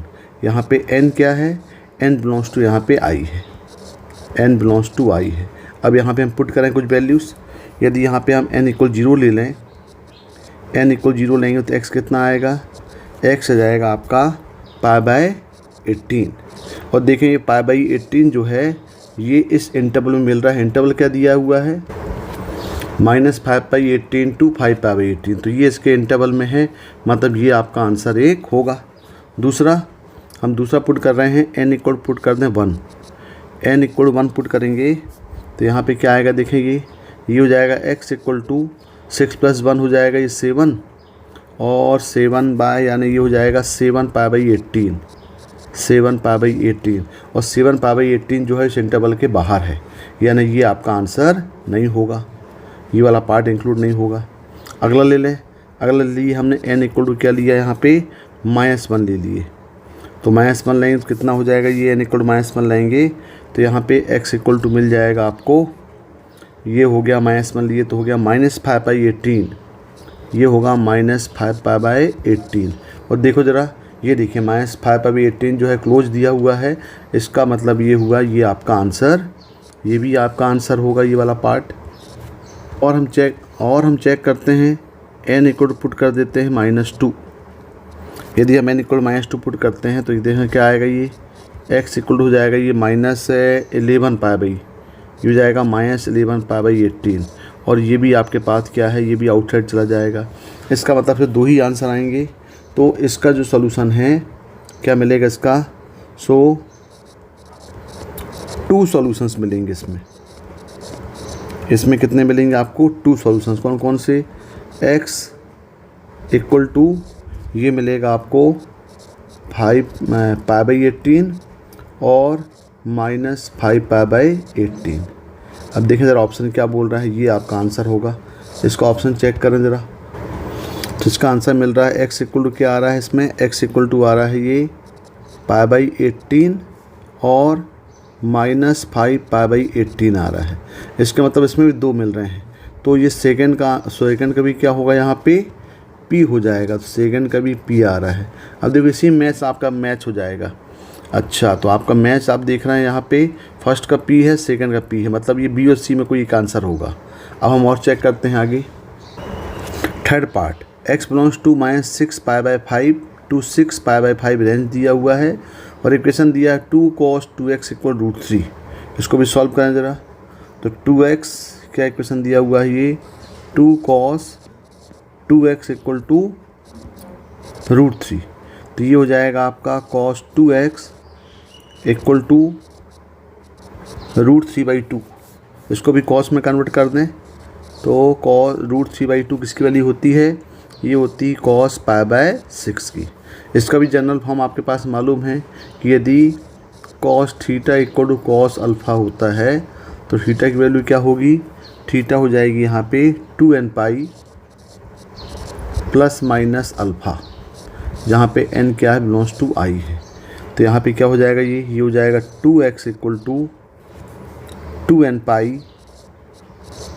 ± π/6, यानी यहाँ पे x = हो जाएगा ये nπ ± π/12 और यहाँ पे n क्या है, यहाँ पे आपका n बिलोंग्स टू क्या है, i है। अब यहाँ पे हम वैल्यू पुट करते हैं, तो पहले हम पुट करते हैं इफ़ n = पुट करते हैं 0। तो जब n 0 आएगा तो x क्या हो जाएगा आपका, x = हो जाएगा ± π/12। अब देखा जाए इंटरवल क्या दिया है इसका, x बिलोंग्स टू -6 π/5 to 6 π/5। तो ये जो x = ± π/12 आया है ये इस इंटरवल में लाई करेगा, मतलब ये आपके ऑप्शंस होंगे प्लस माइनस पाई बाई 12। अब हम पुट करते हैं इफ़ n इक्वल टू, यदि हम 1 पुट करते हैं, यदि हम n इक्वल 1 पुट करेंगे तो यहाँ पे क्या मिल जाएगा, ये मिलेगा x equal to pi plus minus pi by 12। और जब x equal to pi plus minus pi by 12 आएगा तो एक बार आप प्लस लोगे, एक बार माइनस लोगे, तो यहाँ पे x क्या मिलेगा, यदि आप प्लस लोगे तो ये जाएगा आपका 13 पाई बाई 12। और यदि आप x इक्वल टू माइनस लेंगे, यहाँ पे ये माइनस साइन लेंगे, तो ये हो जाएगा x equal to 11 pi by 12। यानी आपके पास x इक्वल टू क्या मिलेगा, x इक्वल टू मिलेगा 11 पाई बाई 12 और 13 पाई बाई 12। और आप देखें ज़रा, ये दोनों जो है वो इस इंटरवल में लाई कर रहा है। किस में लाई कर रहा है, ये -6 पाई बाय 5 और 12 पाई बाय 5 में। यानी ये भी आपके पास आंसर होंगे। हम और आगे चलते हैं। अब तो हम यहाँ पे पुट कर दें कि if n equal to -1 put करें। यदि हम n इक्वल टू -1 पुट कर रहे हैं तो यहाँ पे x की वैल्यू क्या होगी, ये x हो जाएगा माइनस पाई और प्लस माइनस पाई बाई 12। यहाँ भी हम एक बार प्लस ले लें, एक बार माइनस ले लें। यदि हम यहाँ पे एक बार प्लस लेंगे, ऐसा कर देते हैं, प्लस लेंगे और यहाँ पे लेंगे माइनस, तो यहाँ पे x इक्वल टू क्या आएगा, यदि हम प्लस लेंगे तो यहाँ पे वैल्यू आएगी -11 पाई बाई 12। और यदि यहाँ पे हम माइनस लेंगे तो x इक्वल टू क्या होगा, ये होगा -13 पाई बाय 12।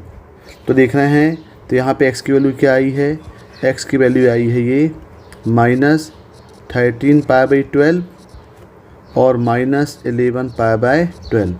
और इंटरवल क्या दिया है, इंटरवल दिया हुआ है x belongs to -6 pi by 12 और 6 pi by 12, sorry -6 pi by 5 और 6 पाई बाई 12। इसका मतलब ये है, ये भी आप बीच में लाई कर रहा है। तो ये टोटल 6 वैल्यू यहाँ पे लाई कर रही हैं भाई। टोटल वैल्यूज़ क्या क्या हो गई यहाँ पे, तो यहाँ पे जो टोटल वैल्यूज़ हैं, टोटल सॉल्यूशंस, तो x इक्वल टू क्या क्या होगा, ये x इक्वल टू यहाँ पे आ रहा है प्लस माइनस पाई बाई 12, ये 2 हो गए, 13 पाई बाई 12,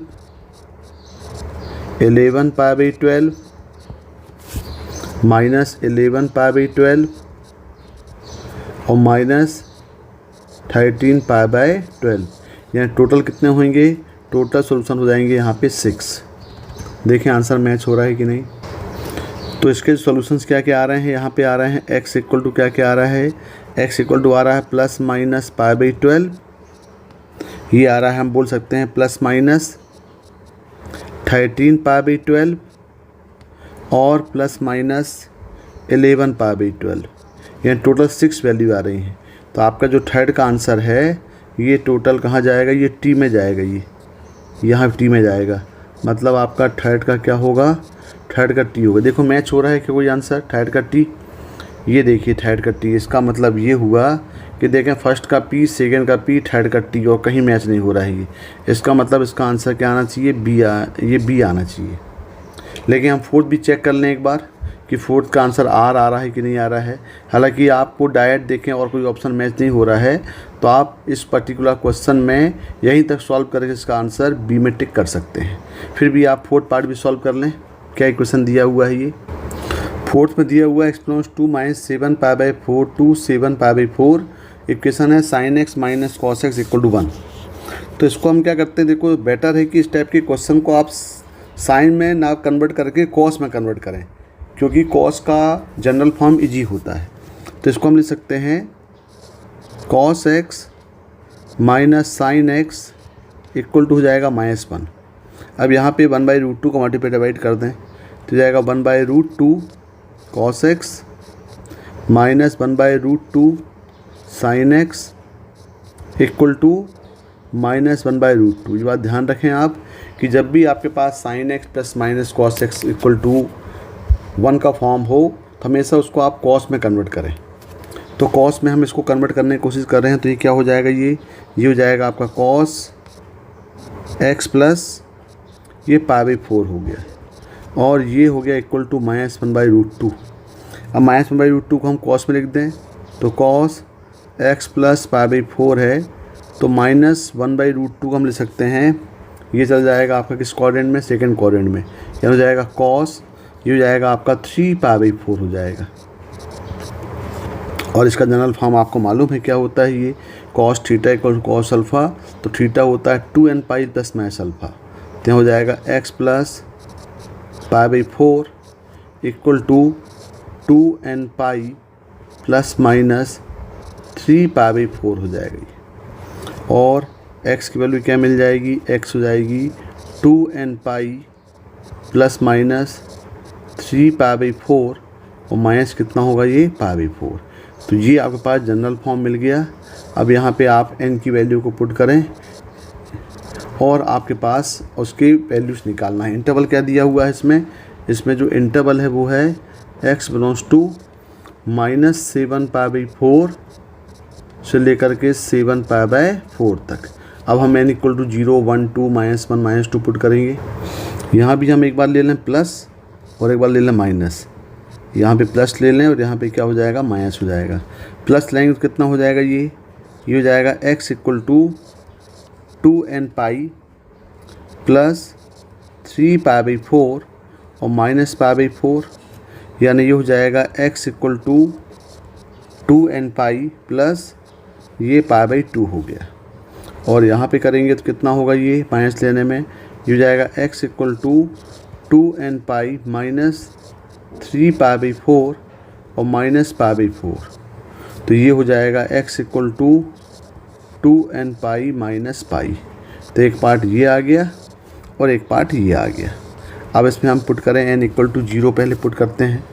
तो यदि यहाँ पे हम n इक्वल टू 0 पुट करेंगे तो देखें ज़रा x क्या आएगा, x इक्वल टू आएगा π/2 और इंटरवल क्या दिया है, इंटरवल दिया हुआ है -7π/4 से 7π/4। इसका मतलब ये वैल्यू तो इंक्लूड होगी यहाँ पे। अब हम पुट कर दें n इक्वल टू 1। यहाँ पे हम यदि n इक्वल टू 1 पुट कर रहे हैं तो ये हो जाएगा आपका 2π प्लस π/2, यानी ये हो जाएगा आपका, ये आ गया 5π/2। और 5π/2 जो है ये आपके पास इस इंटरवल में नहीं है तो ये इंक्लूड नहीं करेगा। फिर यहाँ पे पुट करते हैं n equal to -1। n equal -1 put करेंगे तो ये हो जाएगा आपका 2π प्लस π/2 और ये कितना होगा, ये होगा -3π/2। और -3π/2 जो है ये आपके पास -7π/4 और 7π/4 के बीच में लाई कर रहा है, तो ये भी आपका आंसर होगा। अब यहाँ भी चेक कर लें, यदि यहाँ पे हम यहाँ पे क्या पुट कर दें, यहाँ पे n इक्वल 0 पुट करें तो x कितना हो जाएगा, x हो जाएगा आपका -π हो जाएगा। तो -π भी इस इंटरवल में आ रहा है, यानी ये भी इंक्लूड करेगा। यदि यहाँ पे आप n इक्वल टू 1 पुट करोगे, n इक्वल 1 पुट करेंगे तो ये जाएगा 2π माइनस पाई, यानी ये आ रहा पाई। और पाई भी आपके पास इस इंटरवल में आ गया भाई, ये यानी ये भी इंक्लूड करेगा। और n इक्वल पुट कर दें -1 पुट करेंगे तो जाएगा -2π माइनस पाई, यानी ये हो जाएगा -3π, यानी ये इंक्लूड नहीं करेगा। ये आपके पास इनके बीच में नहीं होगा। इंटरवल क्या दिया है, -7π/3 से 4 से 7π/4। तो यहाँ जो आपके पास सॉल्यूशंस मिल गए वो सॉल्यूशंस क्या मिल गए, यहाँ पे आपके पास सॉल्यूशंस x इक्वल टू ये मिल गया π/2 -3π/2 -π और +π, यानी टोटल सॉल्यूशन कितने हो गए आपके, 4 हो गए। अब देखो ज़रा मैच करो आंसर, क्या आप कौन सा मैच में जा रहा है ये। तो फोर्थ में x की वैल्यू क्या आ रही है, x इक्वल टू यहाँ पे आ रही है π/2, ये आ रही है -3π/2 -π और ये जा रहा है +π, यानी 4 वैल्यूज हो गई। तो आपका जो s है ये जा रहा है आपका 4 में, यानी यहाँ पे जा रहा है ये।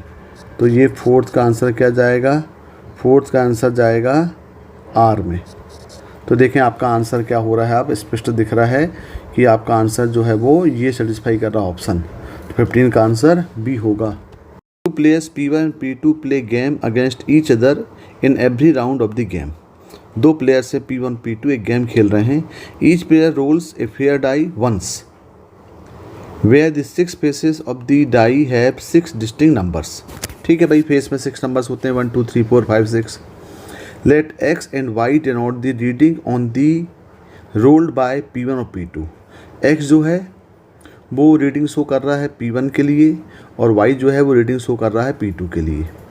If x greater than y then P1 scores 5 points and P2 scores 0 point. If x equal to y then each player score 2 points, and if x less than y then P1 score 0 point and P2 score 5 points. Let xi yi be the total scores of P1 P2। तो आप after ith round यानी x2 greater equal to y2 मतलब second round के बाद बोल रहा है, ये x2 greater than y2, x3 equal to y3 third round हो गया, ये x3 ग्रेटर देन y3 की वैल्यू आपको निकालना है। Let x denote the reading on P1। x जो दिया है reading on P1 die P1 में दिया है और y दिया है रीडिंग ऑन डाई P2। अब यहाँ पे x ग्रेटर देन y के लिए दिया हुआ है कि P1 score 5 and P2 score 0। तो P1 कितना स्कोर करेगा, P1 का स्कोर लिखते हैं x ग्रेटर देन y के लिए 5 और ये करेगा आपका 0। दोनों इक्वल होगा तो कितने कितने नंबर मिल रहे हैं, दोनों P1 और x equal to y then each player score 2 points. तो ये भी 2 पॉइंट्स, इसको भी 2 पॉइंट्स मिल रहे हैं, इसको भी 2 पॉइंट्स मिल रहे हैं। और जब आपके पास x लेस देन y है देन P1 स्कोर 0 और P2 स्कोर 5। तो ये 0 हो रहा है और ये क्या हो रहा है, 5 आ रहा है। अब यहाँ पे क्या दिया आगे, आफ्टर प्लेइंग pth राउंड, अच्छा xi yi दिया हुआ है टोटल स्कोर्स ऑफ P1, यानी आफ्टर ith राउंड के बाद तो सिग्मा सभी का जो सिग्मा ऑफ xi है इसको बोला है कैपिटल XI और सिग्मा ऑफ yi है इसको बोला है सिग्मा yi। अब आप देखें यदि ऑप्शन में आप देखें तो यहाँ पे बोल रहा है s greater equal to y2, x2 greater than y2 यानी सेकेंड राउंड के बाद सेकेंड, और x3 इक्वल टू y3 और x3 ग्रेटर देन y3। अब यदि आप एक डाई को दो डाई को थ्रो करेंगे तो ये पॉसिबिलिटीज़ बनेगी आपको 1 1 1 2 1 3 2 1 2 2 2 3 अप टू ये 6 6। टोटल कितने फेस टोटल कितने होंगे, ये टोटल 36 हो गए। इस 36 में यदि हम ये देख रहे हैं ये 1 1 2 2 3 3 4 4 5 5, यदि हम इस पार्ट को हम मान लें कि यहाँ पे क्या है x इक्वल टू y है, क्योंकि दोनों में आपके पास दोनों डाई में जो नंबर्स आ रहे हैं वो सेम आ रहे हैं, तो हम मान लें कि x इक्वल टू क्या है, ये y के लिए है। और यहाँ देख रहे हैं आपके पास 2 1 है, 3 1 है, 3 2 है, 4 1 है। तो इस केसेस में आप देख रहे हैं यहाँ पे कि यहाँ पे आपके पास हम मानते हैं कि x ग्रेटर देन क्या है, यहाँ पे y है। ये वाले पार्ट में लोअर रेक्टेंगुलर में आप देख रहे हैं ये यहाँ पे हमेशा x क्या है, y से ग्रेटर है। और जो अपर पार्ट मिल रहा है 2 1 1 2 1 3 1 4 1 5, इसमें क्या है, ये इसमें जो है वो x लेस देन क्या है, यहाँ पे y है। तो इसका मतलब इक्वल के लिए जो प्रोबेबिलिटी बन जाएगी ये कितनी हो जाएगी आपकी इक्वल के लिए, यदि हम x इक्वल टू दोनों में इक्वल नंबर्स आ रहे हैं तो इसके लिए जो प्रोबेबिलिटी हो जाएगी ये हो जाएगी टोटल 6/36, यानी ये हो जाएगा 1/6। और x ग्रेटर देन y के लिए बोलें या फिर x लेस देन y के लिए बोलें, दोनों 15 15 है। ये कितने बचे भाई, इसमें देख रहे हैं यदि हम लेस के लिए करेंगे तो ये 6 निकल गए, 30 दोनों 15 15, तो ये कितने हो जाएंगे, ये हो जाएगा आपका 15/36। दोनों के लिए सेम होगा, चाहे x ग्रेटर देन y के लिए हो चाहे x लेस देन y के लिए हो। तो पहले हम लेते हैं कि प्रोबेबिलिटी निकालते हैं दोनों इक्वल के लिए, x2 इक्वल टू y2 के लिए निकालते हैं। तो x2 इक्वल टू y2 के लिए निकालेंगे तो इसमें पहला केस क्या बनेगा, इसमें जो आपके पास केस 1 बनेगा, ये केस होगा कि दोनों में इक्वल डाई गिरेंगे, दोनों बार क्या होंगे आपके पास इक्वल डाई गिरेंगे, यानी यहाँ भी आपके मान लें कि इक्वल यहाँ भी है और इक्वल यहाँ भी है। तो यानी जो P1 के ऊपर नंबर आएगा वही नंबर P2 के ऊपर भी आएगा। और पहले बार में यदि P1 में 2 आया, दूसरी बार में P2 में 2 आएगा, तो दोनों के 4 नंबर हो जाएंगे, तो ये इक्वल होगा। तो जब इक्वल होगा तो दोनों की इक्वल की प्रोबेबिलिटी क्या होती है आपके पास, दोनों में इक्वल की प्रोबेबिलिटी अभी आपने निकाला, ये 1/6, तो 1/6 हो गया P1 के लिए, 1/6 हो गया P2 के लिए। तो इसकी प्रोबेबिलिटी कितनी हो गई, ये 1/6 इंटू 1/6। अब दूसरा केस देखें, और दूसरा केस क्या होगा इसमें, जो दूसरा केस होगा यदि पहली बार P1 जीतता है और दूसरी बार P2 जीतता है। यदि पहले बार P1 जीतता है, दूसरी बार P2 जीतता है, इसका मतलब ये हुआ कि पहली बार में 5 और दूसरी बार में 5 आएगा। यानी इस रूल में क्या होगा कि पहले वाले को पहली बार में 5 अंक और दूसरे वाले को दूसरी बार में 5 अंक आएंगे, तो भी दोनों इक्वल हो जाएंगे। तो इसका मतलब ये हुआ कि यहाँ पे तो इसकी प्रोबेबिलिटी कितनी हो जाएगी, पहली बार में P1 में 5 नंबर आ रहा है, इसका मतलब ये 15/36 हो गया। और दूसरी बार में भी यदि P2 में आ रहा है तो ये भी कितना हो जाएगा, टोटल 15/36 हो गया। और एक बार P1 P2 के लिए, दूसरी बार P2 P1 के लिए, इसलिए यहाँ पे इनटू क्या होगा, ये 2 होगा। तो इतने केसेस आपके पास मिलेंगे। यदि हम इस केसेस को सॉल्व करें तो ये हो जाएगा आपका 1/6 इंटू 1/6 प्लस ये हो जाएगा 15/36 इंटू 15/36 और इंटू 2। इसको जब सॉल्व कर लिया जाए तो ये हो जाएगा आपका 1/36 प्लस यदि इसको हम सॉल्व करेंगे तो ये हो जाएगा आपका 3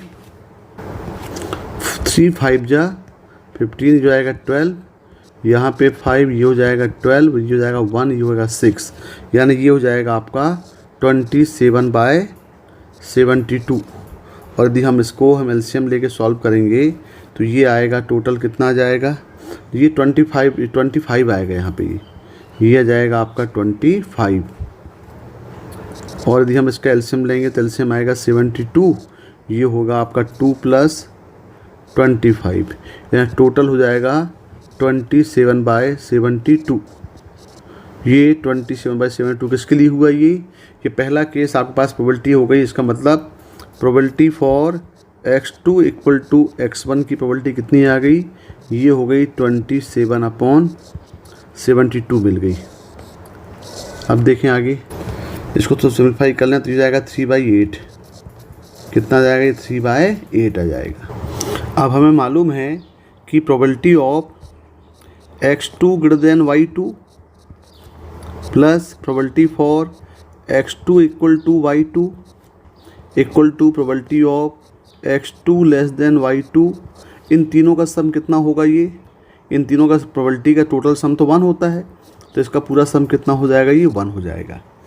ये और आपको मालूम है कि x2 > y2 और x2 < y2 की प्रोबेबिलिटी सेम होगी, फिर दोनों 50-50 यहाँ पे। तो यदि हम इसको मान लें कि यदि हम इस प्रोबेबिलिटी को P मान लें, कि इसको भी P मान लेते हैं, इसको भी P मान लेते हैं, तो ये हो जाएगा आपका 2P plus probability for x2 = y2, ये इक्वल टू 1 हो जाएगा।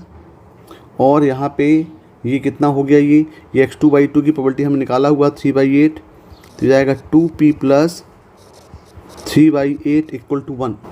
तो ये जो आपके पास यहाँ पे 2P आएगा, ये होगा 1 - 3/8, यानी ये हो जाएगा आपका 5π/8। और P की वैल्यू कितनी हो जाएगी, P = हो जाएगी ये 5/16। तो ये P π/16 मतलब ये P क्या है, ये जो प्रोबेबिलिटी है, ये प्रोबेबिलिटी या फिर x2 > y2 है, या फिर आपके पास प्रोबेबिलिटी ऑफ x2 < y2, दोनों प्रोबेबिलिटी सेम होगी। और ये कितना आ गया, ये आ गया 5/16 आ गया। अब आपको 5/16 है, अब हमें निकालना है कि x > 2 के लिए निकालना है। तो x > 2 के लिए यदि हम निकालें यहाँ पे, और यदि हमको निकालना है P x2 > y2 के लिए, तो इसको हम बोल सकते हैं कि P x2 > y2 plus probability of x2 = y2। और ये कितना हो जाएगा, ये हो जाएगा आपका 5/8 प्लस 5/16। इसको ऐड करेंगे तो ये हो जाएगा आपका 16, ये हो जाएगा कितना हो जाएगा, ये यहाँ पे ये x > y2 जो है, ये आपके पास कितना होगा, ये तो 5/16 दिया, देखो यहाँ पे कुछ गलती हो गई, ये हो जाएगी आपकी यहाँ पे 5/16 और इक्वल टू आपने क्या निकाला, ये निकाला 3/8। तो ये कितना हो जाएगा, ये हो जाएगा आपका, अब इसका एलसीएम निकालेंगे तो ये आएगा 16, ये होगा 5, ये 6, यानी कितना होगा, ये 11/16 हो जाएगा। इसका मतलब प्रोबेबिलिटी फॉर x2 > y2, ये कितना आएगा, 11/16 आएगा। देखें ज़रा क्या आंसर यहाँ पे ऑप्शन मैच हो रहा है। तो यहाँ पे probability for x2 greater equal to y2 का आ रहा है, ये आ रहा है आपका q, यानी फर्स्ट का क्या हो रहा है, फर्स्ट का q आ रहा है। और x2 ग्रेटर देन y2 का आ रहा है ये 5/, ये हमने निकाला तो ये आ रहा है आपका r, यानी सेकंड का आ रहा है यहाँ पे r। देखें ज़रा ऑप्शन क्या दिख रहा है, फर्स्ट का q, सेकंड का r, यानी आपका आंसर जो है ये आंसर ए और बी में होगा, यानी सी और डी तो पहले ही कट हो गया। अब हम चेक करते हैं x3 इक्वल y3 और x3 ग्रेटर देन y3 के लिए। Now for p x3 equal to y3, यानी 3 थ्रो के बाद, अब 3 थ्रो के बाद देखें तो इसमें भी हम केस ले लें, केस 1 ले लें। तो केस 1 में क्या होगा, तीनों इक्वल हो जाएंगे, मतलब पहला, दूसरा और तीसरा में क्या हो गया, इक्वल आ गए। तो इक्वल आ गए तो इक्वल की प्रोबेबिलिटी कितनी हो गई, ये हो गई आपकी 6/36 तीनों की। तो 6/36 इंटू 3/36 इंटू 6/36, ये आपका आ जाएगा इसके लिए, तीनों इक्वल के लिए, तीनों यदि इक्वल हो जाएं तो। और केस 2 में क्या होगा, केस 2 में होगा यदि एक में इक्वल आ जाए, एक में इक्वल आ जाए और एक में P1 जीत जाए और दूसरे में P2 जीत जाए, यानी एक इक्वल हो जाए, पहले दूसरे में P1 जीत जाए और तीसरे में P2 जीत जाए। तो यदि हाँ यहाँ पे यदि हम इसकी प्रोबेबिलिटी निकालें तो इक्वल की प्रोबेबिलिटी तो 6/36 है और P1 जीतने की प्रोबेबिलिटी कितनी है, ये 15/36 है और P2 जीतने की प्रोबेबिलिटी कितनी है, 15/36 है। लेकिन ये आपस में चेंज भी हो सकता है कि भाई पहले इक्वल हो जाए, फिर P1 जीत जाए, फिर P2 जीत जाए। हो सकता है P1 पहले जीत जाए, फिर इक्वल हो जाए, फिर P2 जीत जाए, या हो सकता है P2 पहले जीत जाए, फिर इक्वल हो जाए, फिर P1 जीत जाए। तो ये यहाँ पे इनटू क्या करना पड़ेगा आपको, कि यहाँ पे आपके पास फैक्टोरियल 3 आपको करना पड़ेगा। अब इसको भी हम सॉल्व कर लें, तो यदि हम इसको सॉल्व करेंगे तो कितना हो जाएगा, ये देखें, यदि सॉल्व हो जाएगा ये तो ये हो जाएगा आपका, ये तो बन गया कितना, ये हो गया 6/6, मतलब इसको ले सकते हैं 1/6 की पावर 3। तो ये हो जाएगा 1/6 की पावर 3 प्लस ये कितना हो जाएगा, ये हो जाएगा आपका 3 फैक्टोरियल, मतलब हो गया 6 इंटू 1/6 इंटू ये हो जाएगा आपका 5/12 इंटू 5/12। तो 6 और 6 यहाँ पे कैंसिल हो गए, तो ये हो गया 1/, इसको सिंप्लीफाई करेंगे तो ये हो जाएगा 1/216 प्लस 25/144। इसको ज़रा सॉल्व करें आप, तो इसका आप एलसीएम लेंगे तो इसका एलसीएम कितना आएगा, ये आएगा 432। तो यहाँ पे हो जाएगा 2, हो जाएगा 75, यानी ये आ रहा आपका 77/432। तो probability for x3 equal to y3 ये मिलेगा 77/432 मिल गया। आप किसके निकालना है, अब हमको निकालना है probability for x3 greater than y3 के लिए। तो बिल्कुल सेम प्रोसीजर अप्लाई करेंगे कि probability of x3 greater than y3 plus probability for x3 less than y3 plus probability for x3 equal to y3, तीनों का सम कितना होगा, ये 1 होगा। और ये प्रोबेबिलिटी को हम क्या मान लेते हैं, इसको हम मान लेते हैं q, इसको भी q मान लेते हैं क्योंकि दोनों इक्वल होंगे। ये तो यदि यहाँ पे इक्वल होंगे तो ये हो जाएगा आपका q प्लस ये दोनों का इस सम की इक्वल की प्रोबेबिलिटी कितनी आई है, ये आ गई है आपकी 77/432, ये इक्वल टू हो जाएगा 1। तो यहाँ हो जाएगा 2q इक्वल टू 1 - 77/432। तो यहाँ पे जाएगा 2q इक्वल टू, ये आ रहा आपका एलसीएम आएगा 432, ये हो जाएगा 432 - 77 और ये कितना आएगा 77, ये हो जाएगा आपका 355/432। तो q कितना आ जाएगा, q आ जाएगा 355/864। तो q का मतलब क्या हुआ, ये q का मतलब हो गया कि p x3 greater than y3 बोलो या probability of x3 less than y3 बोलें। ये कितना आएगा, ये आएगा 355/864। 864 हो जाएगा। अब देखो ज़रा आंसर ऑप्शन क्या क्या दिया है। और तो यहाँ पे x3 इक्वल टू y3 के लिए दिया हुआ है ये दिया हुआ है 77/432। इसका मतलब जो थर्ड का आंसर मैच होगा ये हो जाएगा आपका टी। और x3 ग्रेटर देन y3 के लिए आ जाएगा ये वाला आ जाएगा, ये दिया है 355/864। तो फोर्थ का क्या होगा, फोर्थ का हो जाएगा यहाँ पे s। तो देखना कौन सा ऑप्शन मैच हो रहा है। फर्स्ट का q, सेकंड का r, थर्ड का t, फोर्थ का s, यानी आंसर ए हो रहा है। तो आपका जो क्वेश्चन नंबर 16 है उसका आंसर क्या होगा, ए होगा। क्वेश्चन नंबर 17, लेट p q r be the non-zero real number that are respectively the 10th, 100 and 1000 terms of the harmonic progression। देखें p q r जो है वो एक हार्मोनिक प्रोग्रेशन दिया हुआ है। And consider the linear equation x + y + z = 1, 10x + 100y + 1000z = 0, qrx + prx pry + pqz = 0।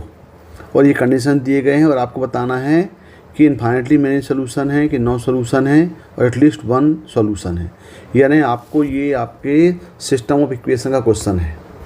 अब यहाँ पे सबसे बड़ी बात दिया हुआ है कि आपके पी क्यू आर जो है वो टर्म दिए गए हैं 10, 100 और 1000 टर्म्स इन हार्मोनिक प्रोग्रेशन। तो पहले हम क्या करें, इसको हार्मोनिक प्रोग्रेशन को पहले हम अर्थमेटिक प्रोग्रेशन कन्वर्ट करें। तो पी एथ क्यू एथ और आर एथ मतलब ये रेसिप्रोकल में चला जाएगा, 1/p 1/q 1/r हो जाएगा। तो देखें ज़रा, यानी दिया हुआ है पी एथ, पी इक्वल टू क्या दिया है, ये दिया है 10th term of H P का दिया है 10 टर्म। तो इसको हम बोल सकते हैं भाई कि ये 1/p जो होगा ये क्या होगा, ये 10th टर्म ऑफ AP हो जाएगा। बिल्कुल सिमिलर Q इक्वल दिया हुआ है 100 टर्म ऑफ HP। तो ये क्या हो जाएगा, ये हो जाएगा 1/Q equal to 100 term of AP। बिल्कुल सिमिलर जो R दिया है ये दिया आपके पास 1000 टर्म किसका, HP का। तो हम वो ये बोल सकते हैं कि 1/Q equal to 1/R equal to ये 1/R, R एक टर्म दिया तो ये है 1/R equal to 1000 term of AP दिया है। तो अब इसको हम यदि मान लें कि फर्स्ट टर्म कोई सीरीज ले ले AP का जिसका फर्स्ट टर्म A है और कॉमन डिफरेंस D है, तो ये 1/P क्या हो जाएगा, ये 1/P इक्वल टू हो जाएगा A + 9D हो जाएगा। और 1/Q इक्वल टू ये होगा A + 99D। और 1/R इक्वल टू हो जाएगा A + 999 और D हो जाएगा। तो ये 1/P 1/Q 1/R की ये हमने AP में कन्वर्ट कर दिया है, जिसका फर्स्ट टर्म A है और कॉमन डिफरेंस D है और ये AP में बन गया। अब देखिए आपके पास इक्वेशन क्या गिवन है, x + y + z = 1, 10x + 100y + 1000z = 0 और qrx + pry + pqz = 0। अब देखें यहाँ पे ये QR है, ये PR, तो क्यों ना इसमें हम डिवाइड कर दें, इसको PQR से डिवाइड कर दें। इसको हमने क्या किया, PQR से डिवाइड कर दिया। यदि हम PQR डिवाइड करेंगे, देखें यहाँ पे QR कैंसिल हो गए, यहाँ से PR और PR कैंसिल हो गया, यहाँ से आपका PQ और PQ कैंसिल हो गया। तो क्या बचा, ये बच गया आपके पास 1/PX + 1/QY + 1/R Z equal to कितना हो गया, ये 0 हो गया। और तो अब जो इक्वेशन हमारे पास आया वो क्या बन गया, x + y + z = 1, ये बन गया। दूसरा इक्वेशन क्या बना, 10x + 100y + 1000z ये इक्वल टू 0। और थर्ड इक्वेशन बन गया 1/P x + 1/QY + 1/RZ ये इक्वल 0 हो गया। यदि इसमें हम 1/P 1/Q 1/R की वैल्यू पुट कर दें तो ये क्या बन जाएगा, 1/P इक्वल टू क्या है, A + 9D। तो ये बन जाएगा A + 9DX + A + 99D into Y plus A plus 999 D Z equal to 0। तो ये हो गया पहला इक्वेशन नंबर 1, ये हो गया इक्वेशन नंबर 2 और ये बन गया इक्वेशन नंबर 3। अब हमें सिस्टम ऑफ इक्वेशन निकालना है। सबसे पहले हम निकाल लें इसका डी निकालें, डिटरमिनेंट निकाल लें इसका। देखें डी इक्वल टू क्या होगा इसका डी हो जाएगा, ये हो जाएगा 1 1 और 1, ये हो जाएगा 10 100 1000, यहाँ पे हो जाएगा a प्लस 9d, ये हो जाएगा a प्लस 99d और a प्लस 999d। अब यदि हम इसको क्या प्रॉपर्टी लगा दें यहाँ पे कि R2 tense to R2 minus R1, देखो ज़रा क्या हो जाएगा ये। तो D इक्वल टू हो जाएगा ये दिस 1 यहाँ पे 1 1 कोई चेंज नहीं R1 में, ये हो जाएगा आपका 10 माइनस 1 9, 100 माइनस 1 99 और 1000 माइनस 1 9 9 और 9, ये हो जाएगा a plus 9d, a plus 99d और a प्लस 99d 999d, ये हो गया। अब देखें यहाँ पे यदि हम यहाँ पे R1 में a का मल्टीप्लाई कर दें और R2 में d का मल्टीप्लाई कर दें और दोनों को ऐड कर दें तो ये इक्वल टू हो जाएगा R3 के इक्वल हो जाएगा। तो ये हम अप्लाई करते हैं कि भाई इसमें 1/a इंटू R1 कर दें और यहाँ पे कर दें 1/d into dr2 multiply divide कर दें यहाँ पे a और यहाँ पे d। तो क्या बन जाएगा ये d इक्वल टू हो जाएगा यहाँ पे। अब यहाँ पे आपके पास सबसे पहले तो 1/ad बाहर कॉमन आ जाएगा ये, और यहाँ पे हो जाएगा आपका a, यहाँ भी a और यहाँ भी a हो जाएगा, और ये हो जाएगा 9d, ये हो जाएगा 99d, ये हो जाएगा 999d मल्टीप्लाई डिवाइड कर दिया R2 में dd, और ये a plus 9d, a plus 99d और a प्लस 999d। अब इसमें देखें, अब इसमें हम इसमें अप्लाई कर दें कि यहाँ पे R3 tense to R3 minus R1 plus R2। तो ये जो वैल्यू आप देख रहे हैं, आपका जो R3 की वैल्यू है ये हो जाएगा आपकी 0 0 0, मतलब ये हो जाएगा a और a, ये हो जाएगा 9d 99d 999d अपॉन ये हो जाएगा 0 0 और 0। यानी यहाँ पे आप देख रहे हैं कि d इक्वल कितना आ जाएगा, ये यहाँ पे d इक्वल टू आ रहा है 0, और जब d 0 होता है तो आपको यहाँ पे मालूम है कि जब d 0 हो गया तो ये फिर ये क्या होगा, यहाँ पे ये यदि f यहाँ पे f d1 equal to d2 equal to d3 भी 0 हो जाए तो ये होते हैं आपके इनफाइनाइटली मैनी सोल्यूशन, ये हो जाएंगे आपके इनफाइनाइटली मैनी सॉल्यूशन। और यहाँ पे if at least one of d1 d2 d3 इसमें से कोई एक भी 0 ना हो तो क्या हो जाएगा, ये हो जाएगा आपका नो सॉल्यूशन। तो ये आपको चेक करना पड़ेगा कि इनफाइनिटी मैनी सॉल्यूशन के लिए क्या कंडीशन है और नो सॉल्यूशन के लिए क्या कंडीशन आएगी। उसके लिए हमको d1 d2 d3 निकालना पड़ेगा। तो d1 क्या हो जाएगा, d1 क्या होगा कि जो कांस्टेंट टर्म हैं वो कोएफिशिएंट ऑफ x रिप्लेस हो जाएंगे। तो कांस्टेंट टर्म दिए हैं 1 0 और 0, और आपका C2 और C3 सेम रहेगा। तो 1 ये 100 हो जाएगा, ये 1/q, ये हो जाएगा 1000, ये हो जाएगा 1/r। अब यदि हम इसको अलोंग C1 यदि स्पेंड कर दें तो यहाँ पे क्या हो जाएगा, ये हो जाएगा आपका 1, ये हो जाएगा 100/r माइनस 1000/q। और यदि हम इसको थोड़ा सिम्प्लीफाई करें, यदि यहाँ से हम 100 कॉमन ले लें तो ये हो जाएगा आपका 1/r माइनस 10/q। और यदि यहाँ से हम q भी कॉमन ले लें 100/q तो ये हो जाएगा आपका q/r माइनस 10। ये मिल जाएगी आपको D1 की वैल्यू। अब सिमिलर D2 भी निकालें, D1 D2 D3 पूरा निकाल के रखें यहाँ पे।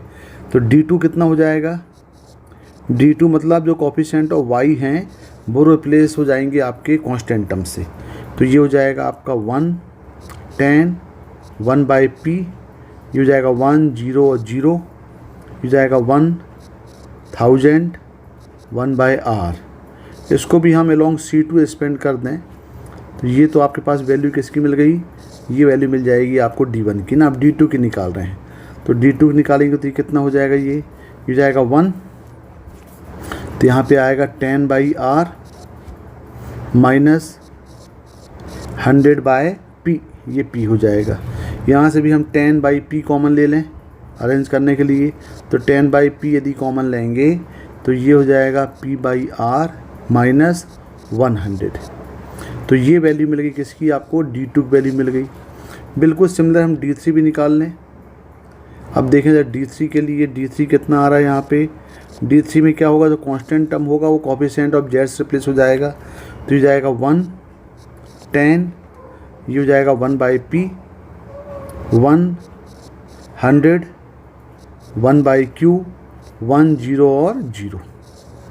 अब यदि हम इसको along ऑन C3 इसके along यहाँ पे यदि इसको स्पेंड कर लें तो ये जाएगा 1, यहाँ हो जाएगा 10 by Q minus 100 by P, और यदि यहाँ से आप 100 by P common 10 by P common ले लें तो ये हो जाएगा पी बाई क्यू माइनस 10। तो ये वैल्यू आपको किसकी मिल गई, D3 की वैल्यू मिल गई। अब ज़रा ऑप्शन आप देखें, यदि हम ऑप्शन में देख रहे हैं या अब आपके पास यदि कोई ऑप्शन दिया हो तो ऑप्शन देख रहे हैं आप कि यहाँ पे दिया हुआ है ये कि P upon R is not equal to 100 और यहाँ दिया P by Q equal to 10। यदि हम यहाँ देखें P by Q not equal to P by R not equal to 100, तो देखें यहाँ पे, तो ये जो आपके पास D2 की वैल्यू आई है, ये D2 की वैल्यू में आप देख रहे हैं यहाँ पे आ रहा है P बाई R माइनस 100। यदि यहाँ पे P अपॉन R माइनस 100 ये इक्वल टू, यदि नॉट इक्वल टू 0 आया, इसका मतलब है कि D2 0 नहीं होगा, और D2 यदि 0 नहीं हो रहा है तो ये आपका कौन सा केस जाएगा, ये आपका नो सॉल्यूशन वाला केस चला जाएगा। इसका मतलब ये हुआ कि जो सेकंड पार्ट है, इस सेकंड पार्ट का आपके पास क्या आ रहा है, S आ रहा है। ये क्या है, आपका नो सॉल्यूशन वाला केस दिया है। बिल्कुल सिमिलर आप यदि देखेंगे कि P बाई क्यू माइनस 10 क्या दिया है, P बाई क्यू माइनस 10 देखें यहाँ पे, ये देखो P by Q equal to 10 दिया है। P by Q is not equal to 10 दिया है। देखो तो यदि नॉट इक्वल टू 10 है, इसका मतलब ये हुआ कि आपका जो यदि P बाई क्यू ये माइनस 10 यदि नॉट इक्वल टू 0 हुआ तो हम बोल सकते हैं कि D3 भी 0 नहीं होगा, और D3 यदि 0 नहीं हुआ तो ये भी किस में जाएगा, ये भी आपका नो सॉल्यूशन वाले केस में चला जाएगा। क्योंकि यदि D1 D2 D3 में एक भी 0 नहीं है तो वो आपका नो सॉल्यूशन वाला केस जाएगा, क्योंकि D तो 0 है और D1 D2 D3 में कोई एक 0 नहीं हो रहा है। तो ये दोनों क्या हो गया, तो ये आपका जो थर्ड वाला केस है ये भी आपके पास नो सॉल्यूशन जाएगा S में। अब आप देखें आगे, मतलब ये है कि जो सेकंड वाला केस है ये नो सॉल्यूशन का जाएगा, ये S होगा, और जो थर्ड वाला केस है ये भी क्या होगा, आपका नो सॉल्यूशन होगा। यानी सेकंड और थर्ड का ये S हो जाएगा। अब हम चेक करते हैं Q बाई R इक्वल 10 और P बाई क्यू इक्वल 10 के लिए। तो देखें पहले P बाई क्यू इक्वल 10 के लिए देखते हैं, तो फोर्थ के लिए देखते हैं। यहाँ पे फोर्थ क्या दिया है, P by Q equal to 10, तो P बाई क्यू इक्वल 10 है, तो यहाँ पे हम ले सकते हैं इसको कि 1 बाई क्यू इक्वल टू ये हो जाएगा आपका 10 बाय P, और 1 बाई क्यू की वैल्यू कितनी है, 1 बाई क्यू हमने पढ़ा हुआ है, ये वैल्यू आपके पास है A प्लस 99D, और ये इक्वल हो जाएगा 10, 1 बाई P की वैल्यू है A प्लस 9D। तो ये सॉल्व करेंगे तो ये हो जाएगा A plus 99D minus 10A minus 90D equal to 0, और यहाँ पे हो जाएगा आपका माइनस 9A और प्लस 9D इक्वल टू 0। इसका मतलब क्या आ गया, ये A इक्वल टू D आ गया, यानी फर्स्ट टर्म और कॉमन डिफरेंस दोनों सेम हो गए। जब A इक्वल D हो गया तो आप देख रहे हैं जब A और D आपस में इक्वल होंगे तो आपके सभी जो D1, D2, D3 हमने निकाला हुआ है, इसका मतलब क्या हुआ कि D1 equal to D2 equal to D3, ये सभी क्या हो जाएंगे, 0 हो जाएंगे। और जब ये 0 होगा मतलब ये कौन सा केस जाएगा, ये जाएगा आपका इनफाइनाइटली मैनी सॉल्यूशन का केस हो जाएगा। ये जाएगा आपका इनफाइनाइटली मैनी सॉल्यूशन। इसका मतलब जो फोर्थ आपके पास है, ये फोर्थ क्या देगा, ये आपके पास, अब देखें ज़रा ऑप्शन में क्या बोल रहा है, तो फोर्थ का जो हो जाएगा ये जाएगा आपका इनफाइनाइटली, यानी आपका जो फोर्थ जाएगा ये हो जाएगा इनफाइनाइटली, मतलब ये R हो जाएगा। अब हम क्या चेक करें, अब हम चेक करते हैं A P/R इक्वल 10 के लिए। फर्स्ट दिया है Q/R इक्वल टू 10 हो जाए। अब बिल्कुल सेम प्रोसीजर यहाँ भी अप्लाई कर दें। यदि Q/R इक्वल 10, इसका मतलब 1/R इक्वल टू 10/Q है, तो यहाँ भी हम यहाँ पे पुट कर दें 1/R की वैल्यू। 1/R की वैल्यू क्या है, 1/R की वैल्यू है A plus 999D equal to 10, और ये हो जाएगा A प्लस 99D 1/Q की वैल्यू। ये भी सॉल्व करेंगे तो ये हो जाएगा आपका A plus 999D minus 10A, और ये हो जाएगा माइनस 990D। तो यहाँ भी आप सॉल्व करेंगे तो जाएगा minus 9A plus 9D equal to 0। इसका मतलब यहाँ भी क्या मिलेगा, A इक्वल टू, देखो यहाँ भी D मिले, बिल्कुल सेम प्रोसीजर मिल रही है। यहाँ भी जब A इक्वल D मिलेगा तो A इक्वल D होगा, तो यहाँ भी D1 equal to D2 equal to D3 equal to 0 हो जाएंगे। तो ये भी कौन सा केस जा रहा है आपका, ये भी जा रहा है इनफाइनाइटली मैनी सॉल्यूशन चला जा रहा है भी, यानी आपका जो फर्स्ट है ये फर्स्ट का आंसर भी क्या होगा, सेम हो जाएगा। ये आंसर भी क्या हो जाएगा आपका R और T हो जाएगा। अब देखें तो यहाँ पे जो फर्स्ट का आंसर आपका होगा ये R तो होगा, और देखिए यहाँ पे ऑप्शन T में दिया हुआ है एटलीस्ट 1 सॉल्यूशन। जब वो इनफाइनाइटली सॉल्यूशन हो रहा है तो उसका एटलीस्ट 1 तो होगा, यानी यहाँ पे R और T दोनों होंगे। तो यहाँ पे जो आपका थर्ड है ये आपका जो फर्स्ट है जिसका क्या होगा, ये T भी होगा। और बिल्कुल सिमिलर यहाँ पे फर्स्ट का भी क्या हो जाएगा, ये फर्स्ट का हो जाएगा यहाँ पे R होगा, और फर्स्ट का क्या हो जाएगा, T हो जाएगा। अब हम चेक करते हैं ये P और Q ऑप्शन क्या दिया है, x equal to 0, y equal 10/9, z equal minus 1/9, ये सोल्यूशन है कि ये सोल्यूशन है। इसको P और Q के लिए और चेक करते हैं। तो जब कोई क्वेश्चन इनफाइनाइटली मैनी सोल्यूशन में होता है तो आपको मालूम है कि इनफाइनाइट सोल्यूशन कैसे सॉल्व करते हैं। Now for infinitely many solution, इसको निकालने के प्रोसीजर क्या है कि आपके पास दो इक्वेशन दिए गए हैं। क्या क्या दिए गए हैं, ये दिए हैं x plus Y plus Z equal to 1, और दूसरा इक्वेशन दिया है x plus 10y plus 100z equal to 0। अब यहाँ पे हम मान लेते हैं कि एक कोई यहाँ पे सपोज करना पड़ेगा इनफाइनाइट के लिए कि लेट z इक्वल टू हम k मानते हैं। यदि z इक्वल टू k हो गया तो पहले इक्वेशन से क्या बना है, x plus Y equal to क्या हो गया, ये हो गया 1 माइनस k, इसको इक्वेशन 1 मान लें। और दूसरे इक्वेशन से ले लें x प्लस 10y इक्वल हो जाएगा ये माइनस 100k हो जाएगा। ये इक्वेशन नंबर हम इसको 2 मान लें। अब देखें ज़रा, अब हम क्या करें, 2 से 1 को माइनस कर दें। यदि हम 2 से 1 को माइनस करेंगे तो यहाँ पे क्या होगा, ये होगा 9y equal to -1 minus 99k, और यहाँ से y की वैल्यू कितनी मिल जाएगी, -1/9 माइनस 11k। ये आपको y की वैल्यू मिल गई। अब इस y की वैल्यू को हम इक्वेशन 1 में पुट कर दें तो देखो यहीं भी कर लेते हैं।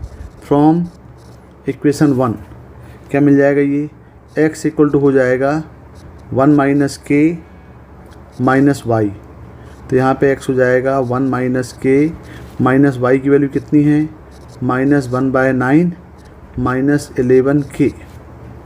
तो x इक्वल टू हो जाएगा ये 1 माइनस के प्लस 1/9 प्लस 11k।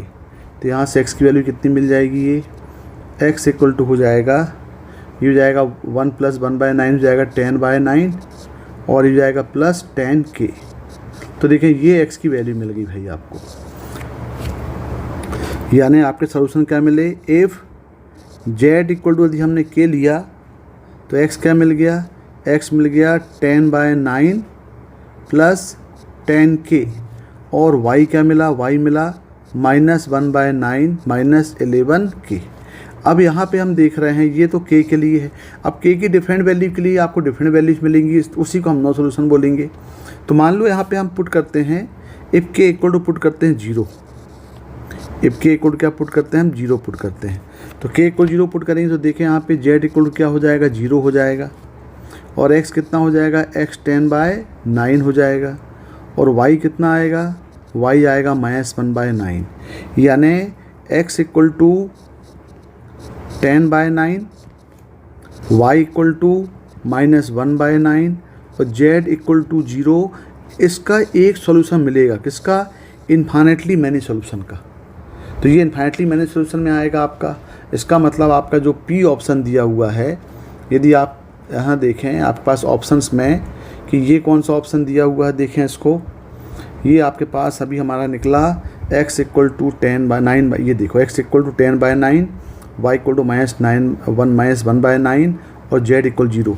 यानी ये क्या है, ये आपका जो पार्ट बना, ये पार्ट बना किसका, इन्फाइनेटली मैनी सॉल्यूशन का। तो इन्फाइनेटली मैनी सॉल्यूशन मतलब r, ये आपका r पार्ट हुआ। तो ये जो है ये सिस्टम में आएगा आपकी। तो ये q के लिए इन्फाइनेटली सेटिस्फाई कर रहा है। यदि हम p के लिए चेक करें, p को हम देखो z इक्वल टू -1/9 है, z इक्वल -1/9 लेके हम चलते हैं तो उसको भी हम चेक करें ज़रा क्या वैल्यू आ रही है वो देखें। अब यदि यहाँ पे हम लेके चल रहे हैं कि इफ़ z इक्वल टू -1/9 और इसी को हमने k बोला हुआ है, इसी को हमने क्या बोला, -1/9 को k बोला है, तो x कितना हो जाएगा, x हो जाएगा ये 10/9 प्लस 10 इंटू -1/9, यानी ये हो गया 0 और y कितना हो जाएगा, y हो जाएगा -1/9 माइनस 11 -1/9। तो ये हो जाएगा आपका -1/9 प्लस 11/9, मतलब ये हो गया 10/9 हो गया। तो y कितना आ गया, y आ गया 10/9।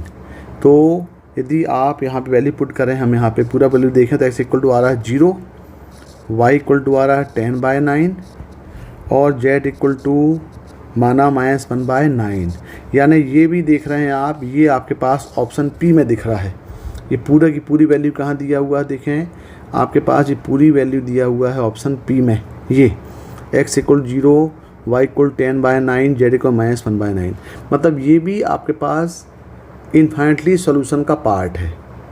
तो ये इन्फाइनेटली सॉल्यूशन का पार्ट आपके पास आ रहा है, तो हम ये बोल सकते हैं कि फर्स्ट और फोर्थ में जिसके आपके इन्फाइनेटली मैनी सॉल्यूशन वाले जिसके ऑप्शन हो रहे हैं, उसके ये दोनों ऑप्शन भी होंगे, मतलब यहाँ पे p भी आएगा और q भी आएगा, यहाँ भी p और q आएगा, क्योंकि दोनों जो है वो इन्फाइनेटली मैनी सॉल्यूशन के पार्ट हैं। यानी ये भी आपके इन्फाइनेटली मैनी सॉल्यूशन का पार्ट है और ये भी आपके इन्फाइनेटली मैनी सॉल्यूशन का एक सॉल्यूशन है और ये इन्फाइनेटली मैनी सॉल्यूशन है। तो आपके पास जो राइट ऑप्शन होगा, पूरा ऑप्शन आपको ये मिलेगा कि फर्स्ट का RTPQ होगा, सेकंड का S होगा, थर्ड का S होगा, फोर्थ का RTPQ होगा।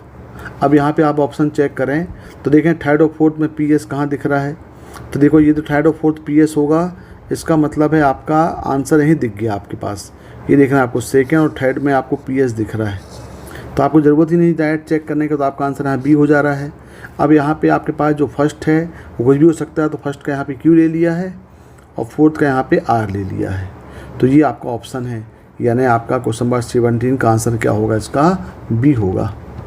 Consider the ellipse x² 4 + y² 3 = 1, let h α 0, जहाँ पे α 0 2 के बीच में दिया हुआ है, be a point A straight line drawn through H parallel to y-axis crosses the ellipse and its auxiliary circle at point E and F respectively. In the first quadrant, the tangent to the ellipse at the point E intersect the positive x-axis at point G. Suppose the straight line joining F and the origin makes an angle phi with the positive x-axis. तो आपको निकालना है area of triangle F G H. तो theta की phi की different values के लिए हमें area of triangle F G H निकालना है। तो दिया क्या है, एक एलिप्स दिया हुआ है x² / 4 + y² / 3 = 1। तो a = 2 हो जाएगा और b = हो जाएगा √3। अब यहाँ पे देखें एक एलिप्स दिया हुआ है, तो ये हम एलिप्स बना लें। एक ये एलिप्स बन गया, इसका सेंटर हो जाएगा ओरिजिन, ये उसको O मान लें। और अब यहाँ पे क्या दिया हुआ है, तो इसके जो वर्टेक्स हैं, ये पॉइंट A, ये पॉइंट हो जाएगा आपका 2 0 और ये पॉइंट हो जाएगा 0 - 2 और 0।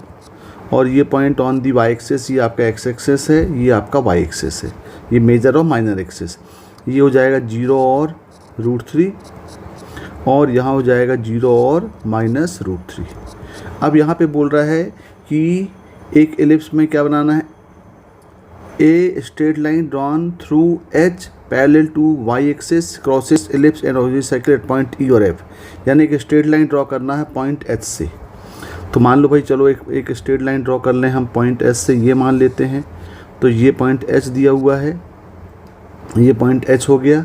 और ये जो लाइन आप ड्रॉ कर रहे हैं which is parallel to Y axis, ये एलिप्स और उसके ऑक्सिलरी सर्कल को, तो इसका ऑक्सिलरी सर्कल बना लें भाई, ये बन गया आपका ऑक्सिलरी सर्कल। तो ये जो लाइन थ्रू एच बनाए हैं, ये एलिप्स को कट कर रही है ई में और यहाँ पे जो ऑक्सिलरी सर्कल को कट कर रही है एफ में। तो ई और एफ क्या कहलाते हैं, इसको बोलते हैं करस्पॉन्डिंग पॉइंट। और ये जो एंगल दिया हुआ है ई से एफ के बीच में ज्वाइन करें, तो ये एंगल दिया हुआ फाई। तो एक्चुअली ये सेंट्रिक एंगल है आपका। तो सेंट्रिक एंगल है, तो इसके जो कोऑर्डिनेट्स होते हैं ये क्या होते हैं भाई, ई के हो जाते हैं आपके a cos थीटा और b sin थीटा। तो यहाँ पे हम कोऑर्डिनेट यदि लिखें, यहाँ पे general parametric form of ellipse, ellipse के पैरामेट्रिक फॉर्म क्या होते हैं, एलिप्स के पैरामेट्रिक फॉर्म हो जाएंगे a cos थीटा और b sin थीटा। और f पॉइंट ऑक्सिलरी सर्कल में इसके पैरामेट्रिक फॉर्म हो जाएंगे a cos थीटा और a sin थीटा, क्योंकि b = क्या हो जाएगा सर्कल में, ये a हो जाएगा। अब यहाँ पे हम a और b की वैल्यू पुट कर दें तो आपके पास निकल आएंगे कोऑर्डिनेट्स ऑफ f और e निकल आएगा।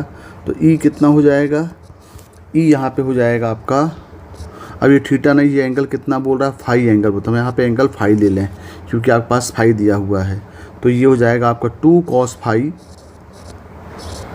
और ये है √3 sin फाई हो जाएगा। और जो f which is on auxiliary circle, ये हो जाएगा 2 cos फाई और 2 sin फाई हो जाएगा। अब आगे क्या बोल रहा है, the tangent to the ellipse at point E intersect the positive x axis at point G. यहाँ से हम मतलब यहाँ से हम एट पॉइंट ई से एक टेंजेंट ड्रा करें। तो यहाँ से यदि हम टेंजेंट ड्रा करेंगे तो ये जो टेंजेंट है ये एक्स एक्सिस में जी में कट कर रहा है। तो ये जी के कोऑर्डिनेट निकालने पहले, तो हम पहले इक्वेशन ऑफ टेंजेंट निकालते हैं एलिप्स में। तो क्या हो जाएगा, ये इक्वेशन ऑफ टेंजेंट एट ई, क्या पॉइंट दिया है 2 cos फाई और √3 sin फाई ऑफ एलिप्स। तो इसका फार्मूला क्या होता है भाई, इसका फार्मूला होता है, ये फार्मूला हो जाता है x(1) by a square plus y(1) square equal to 1। At point x1 by 1 में इसका टेंजेंट होगा। तो यहाँ पे x1 बाई 1 क्या दिया हुआ है 2 cos फाई और ये दिया हुआ है y1 इक्वल दिया हुआ है √3 sin फाई। तो ये हो जाएगा आपका x × 2 cos phi upon a square मतलब दिया है 4 plus y × √3 sin phi upon 3 equal to 1। ये इक्वेशन ऑफ टेंजेंट हो गया। अब ये टेंजेंट जो है वो कट कर रहा है कहाँ पे, एक्स एक्सिस में। तो यहाँ पे हम y इक्वल टू 0 पुट कर दें। यदि यहाँ पे y इक्वल 0 पुट करेंगे तो क्या हो जाएगा, ये पूरा पार्ट 0 हो जाएगा। तो यहाँ पे x इक्वल टू मिल जाएगा आपको, x equal to twice of ये हो जाएगा सेक फाई। इसका मतलब ये हुआ कि जो g के कोऑर्डिनेट्स होंगे ये कितना होगा, ये हो जाएगा 2 सेक फाई और 0। ये आपको g मिल गया। देखें यहाँ पे, तो ये g कोऑर्डिनेट क्या हो जाएगा, ये हो जाएगा 2 सेक फाई और 0 हो जाएगा। अब यदि आपको टेंजेंट की प्रॉपर्टी मालूम होगी एलिप्स और ऑक्सिलरी सर्कल की, तो क्या प्रॉपर्टी होती है कि टेंजेंट जो हम ड्रा कर रहे हैं एलिप्स से, और यदि हम टेंजेंट ड्रा करें ऑक्सिलरी सर्कल से, तो दोनों एक ही पॉइंट में इंटरसेक्ट कर रहा है। तो आप चाहें तो इक्वेशन ऑफ टेंजेंट सर्कल से भी लेकर के आप निकाल सकते थे। कौन सर्कल, ऑक्सिलरी सर्कल से भी निकालते तो भी सेम पॉइंट आता। अब देखें यहाँ पे, अब आपको सब कुछ मिल गया है यहाँ पे। अब ये देखें, अब कौन सा ट्रायंगल बोल रहा है, ये आपके पास जो ट्रायंगल बोल रहा है, ट्रायंगल बोल रहा है FGH। तो FGH के पहले हम कोऑर्डिनेट निकाल लें। तो F के कोऑर्डिनेट्स कितने हो गए, F के कोऑर्डिनेट तो आपको मालूम है, ये F का कोऑर्डिनेट्स हो जाएगा 2 cos फाई और 2 sin फाई, क्योंकि ये पॉइंट कहाँ पे है, ये पॉइंट आपका ऑक्सिलरी सर्कल में है। अब हम निकाल लें H, तो ये तो ओरिजिन हो गया 0 0। तो ये पॉइंट H के कोऑर्डिनेट कितने हो जाएंगे, ये पॉइंट होगा एक्चुअली अल्फ़ा 0। तो अल्फ़ा मतलब इसका जो x कोऑर्डिनेट होगा, तो ये हो जाएगा आपका 2 cos फाई और ये हो जाएगा 0 हो जाएगा, और g निकल गया। तो ये जो ट्रायंगल आपको दिख रहा है, ये ट्रायंगल का एरिया आपको निकालना है। अब ये ट्रायंगल का एरिया आपको निकालना है, तो ये देखो ये राइट एंगल ट्रायंगल दिया है, तो डायरेक्ट इसका 1/2 बेस इंटू हाइट ले लें। तो बेस क्या हो जाएगा, इसका SG बेस हो जाएगा और HF इसका हाइट हो जाएगा। तो हाइट की वैल्यू उसका वाई कोऑर्डिनेट हो जाएगा F का, और H निकालने के लिए हम क्या करें, O से G निकाल करके OS को माइनस कर दें। तो देखें, तो यहाँ पे F कितना हो जाएगा, यहाँ पे F हो जाएगा ये 2 cos फाई और ये जाएगा √3 sin फाई। ये सर्कल में है तो ये यहाँ पे 2 होगा भाई, दोनों आपके पास ये भी क्या हो जाएगा, 2 हो जाएगा। तो ये हो गया FG। अब आपको निकालना है H। तो H के कोऑर्डिनेट कितना है, H के कोऑर्डिनेट जो है वो क्या है आपके पास, ये कोऑर्डिनेट दिया है अल्फ़ा 0, और अल्फ़ा क्या है, तो अल्फ़ा हो जाएगा 2 cos फाई और ये हो जाएगा आपका 0। तो ये हो गया H। अब कौन सा ट्रायंगल बोल रहा है, ये ट्रायंगल बोल रहा है एरिया ऑफ ट्रायंगल। देखिए यहाँ पे ये बोल रहा है एरिया ऑफ ट्रायंगल FHG। तो एरिया ऑफ ट्रायंगल FHG देखें, तो ये आपका FHG हो गया ये वाला। तो ये 90 डिग्री है, तो डायरेक्ट इसका हो जाएगा 1/2 बेस इंटू हाइट हो जाएगा ये। तो बेस कितना हो जाएगा, बेस हो जाएगा GH और हाइट हो जाएगा यहाँ पे FH। तो इसका एरिया डायरेक्ट लिखते हैं हम, तो area A equal to 1/2 base हो जाएगा आपका HG और हाइट हो जाएगी FH। तो देखें यहाँ पे, अब यदि आपको निकालना है इसका बेस, तो बेस हम निकालेंगे तो ये हाइट आपकी बेस होगी H और G। तो HG निकालने के लिए हम क्या कर सकते हैं, HG निकालने के लिए हम OG से OH को माइनस कर दें, यानी आपके पास जो अल्फ़ा है, यानी जो HG होगा, इस HG को ले सकते हैं हम OG माइनस OH। OG कितना है, ये दिया हुआ है ट्वाइस ऑफ सेक फाई और OH दिया हुआ है ट्वाइस ऑफ कॉस फाई। तो ये वैल्यू किसकी हो जाएगी, ये हो जाएगी आपकी HG की वैल्यू होगी। इसको पुट कर दें, तो एरिया हो जाएगा 1/2 बेस कितना है, बेस है HG 2 sec phi minus 2 cos phi और इंटू FH जो होगा वो E और F का क्या हो जाएगा, Y कोऑर्डिनेट हो जाएगा। तो ये Y कोऑर्डिनेट कितना हो जाएगा, ये हो जाएगा आपका 2 sin फाई किसका, सर्कल का। तो अब इसको सॉल्व कर लें तो एरिया हम निकल आएगा। तो ये हो जाएगा A इक्वल टू 1/2, यहाँ से हम 2 कॉमन लेंगे तो इसको लिख देंगे 1 cos phi minus cos phi into हो जाएगा ट्वाइस ऑफ ये sin फाई। तो ये 2 कैंसिल हो गए, तो यहाँ पे आ गया ये 1 - cos² फाई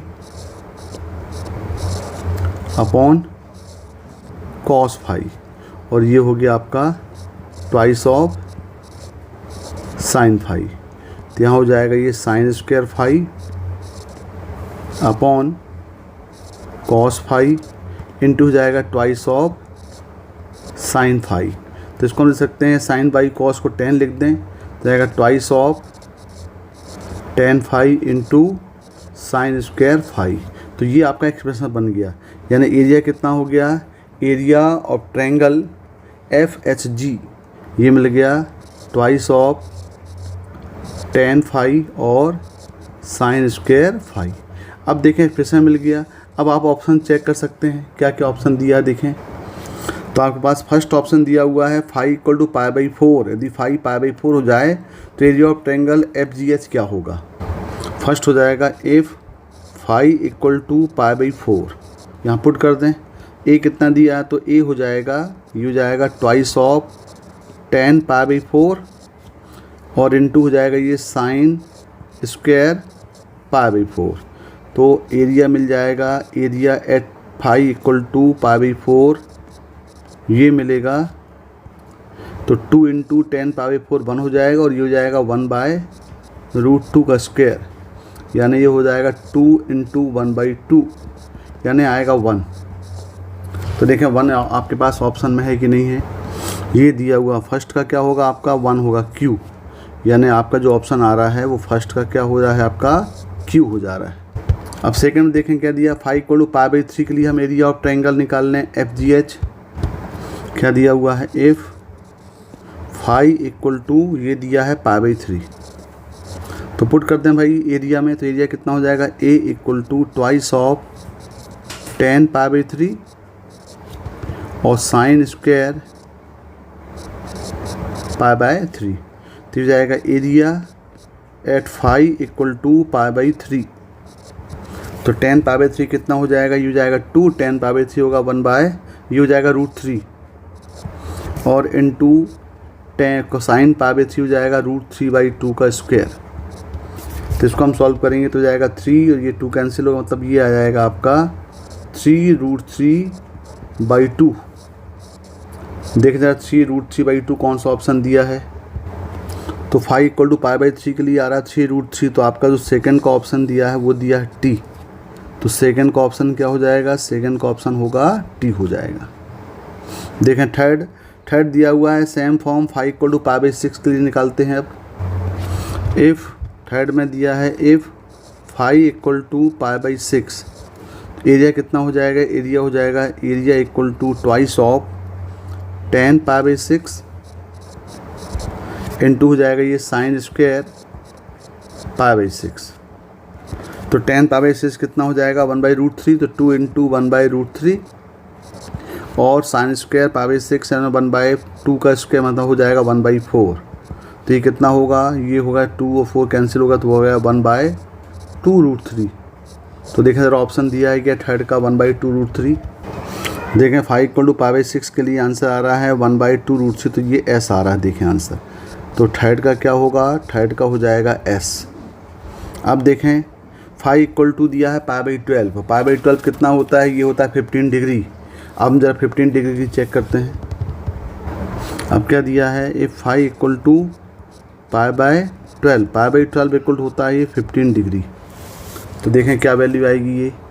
तो यहाँ पे देखें आपके पास जो एरिया है वो कितना दिया है, ये दिया है A equal to twice of 10 15 degree into sine square 15 degree.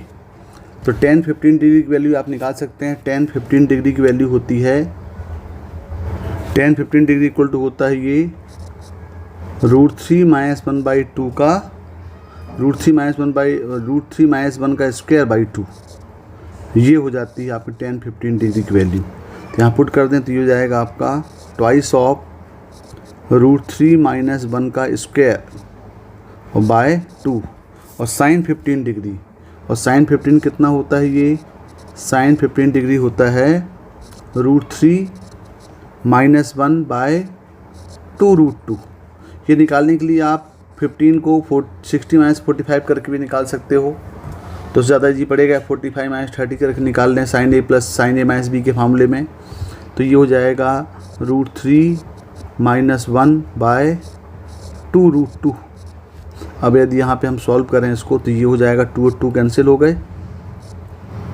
तो ये हो गया √3 - 1 का स्क्वायर, और यहाँ पे ये स्क्वायर दिया हुआ है, ये सबका क्या दिया है, ये स्क्वायर, क्योंकि आपको ये वैल्यू किसकी है, साइन 15 डिग्री के है। तो ये भी हो जाएगा √3 - 1 का स्क्वायर अपॉन ये हो जाएगा 8, यानी ये मिल जाएगा आपको √3 - 1 की पावर 4/8। और देखिए यही ऑप्शन में दिख रहा है, चेक करो ज़रा। तो फाई = π/12 के लिए आंसर क्या आ रहा है, फोर्थ का पी आ रहा है। तो यहाँ पे जो फोर्थ का आंसर वो क्या होगा, पी हो जाएगा। तो 1 का Q, सेकंड का T, थर्ड का S और फोर्थ का P। तो ये आपको दिख रहा है, फर्स्ट का Q, सेकंड का T, एट आपका C में दिख रहा है। तो क्वेश्चन नंबर 18 का आंसर क्या होगा, C होगा। Okay, thank you.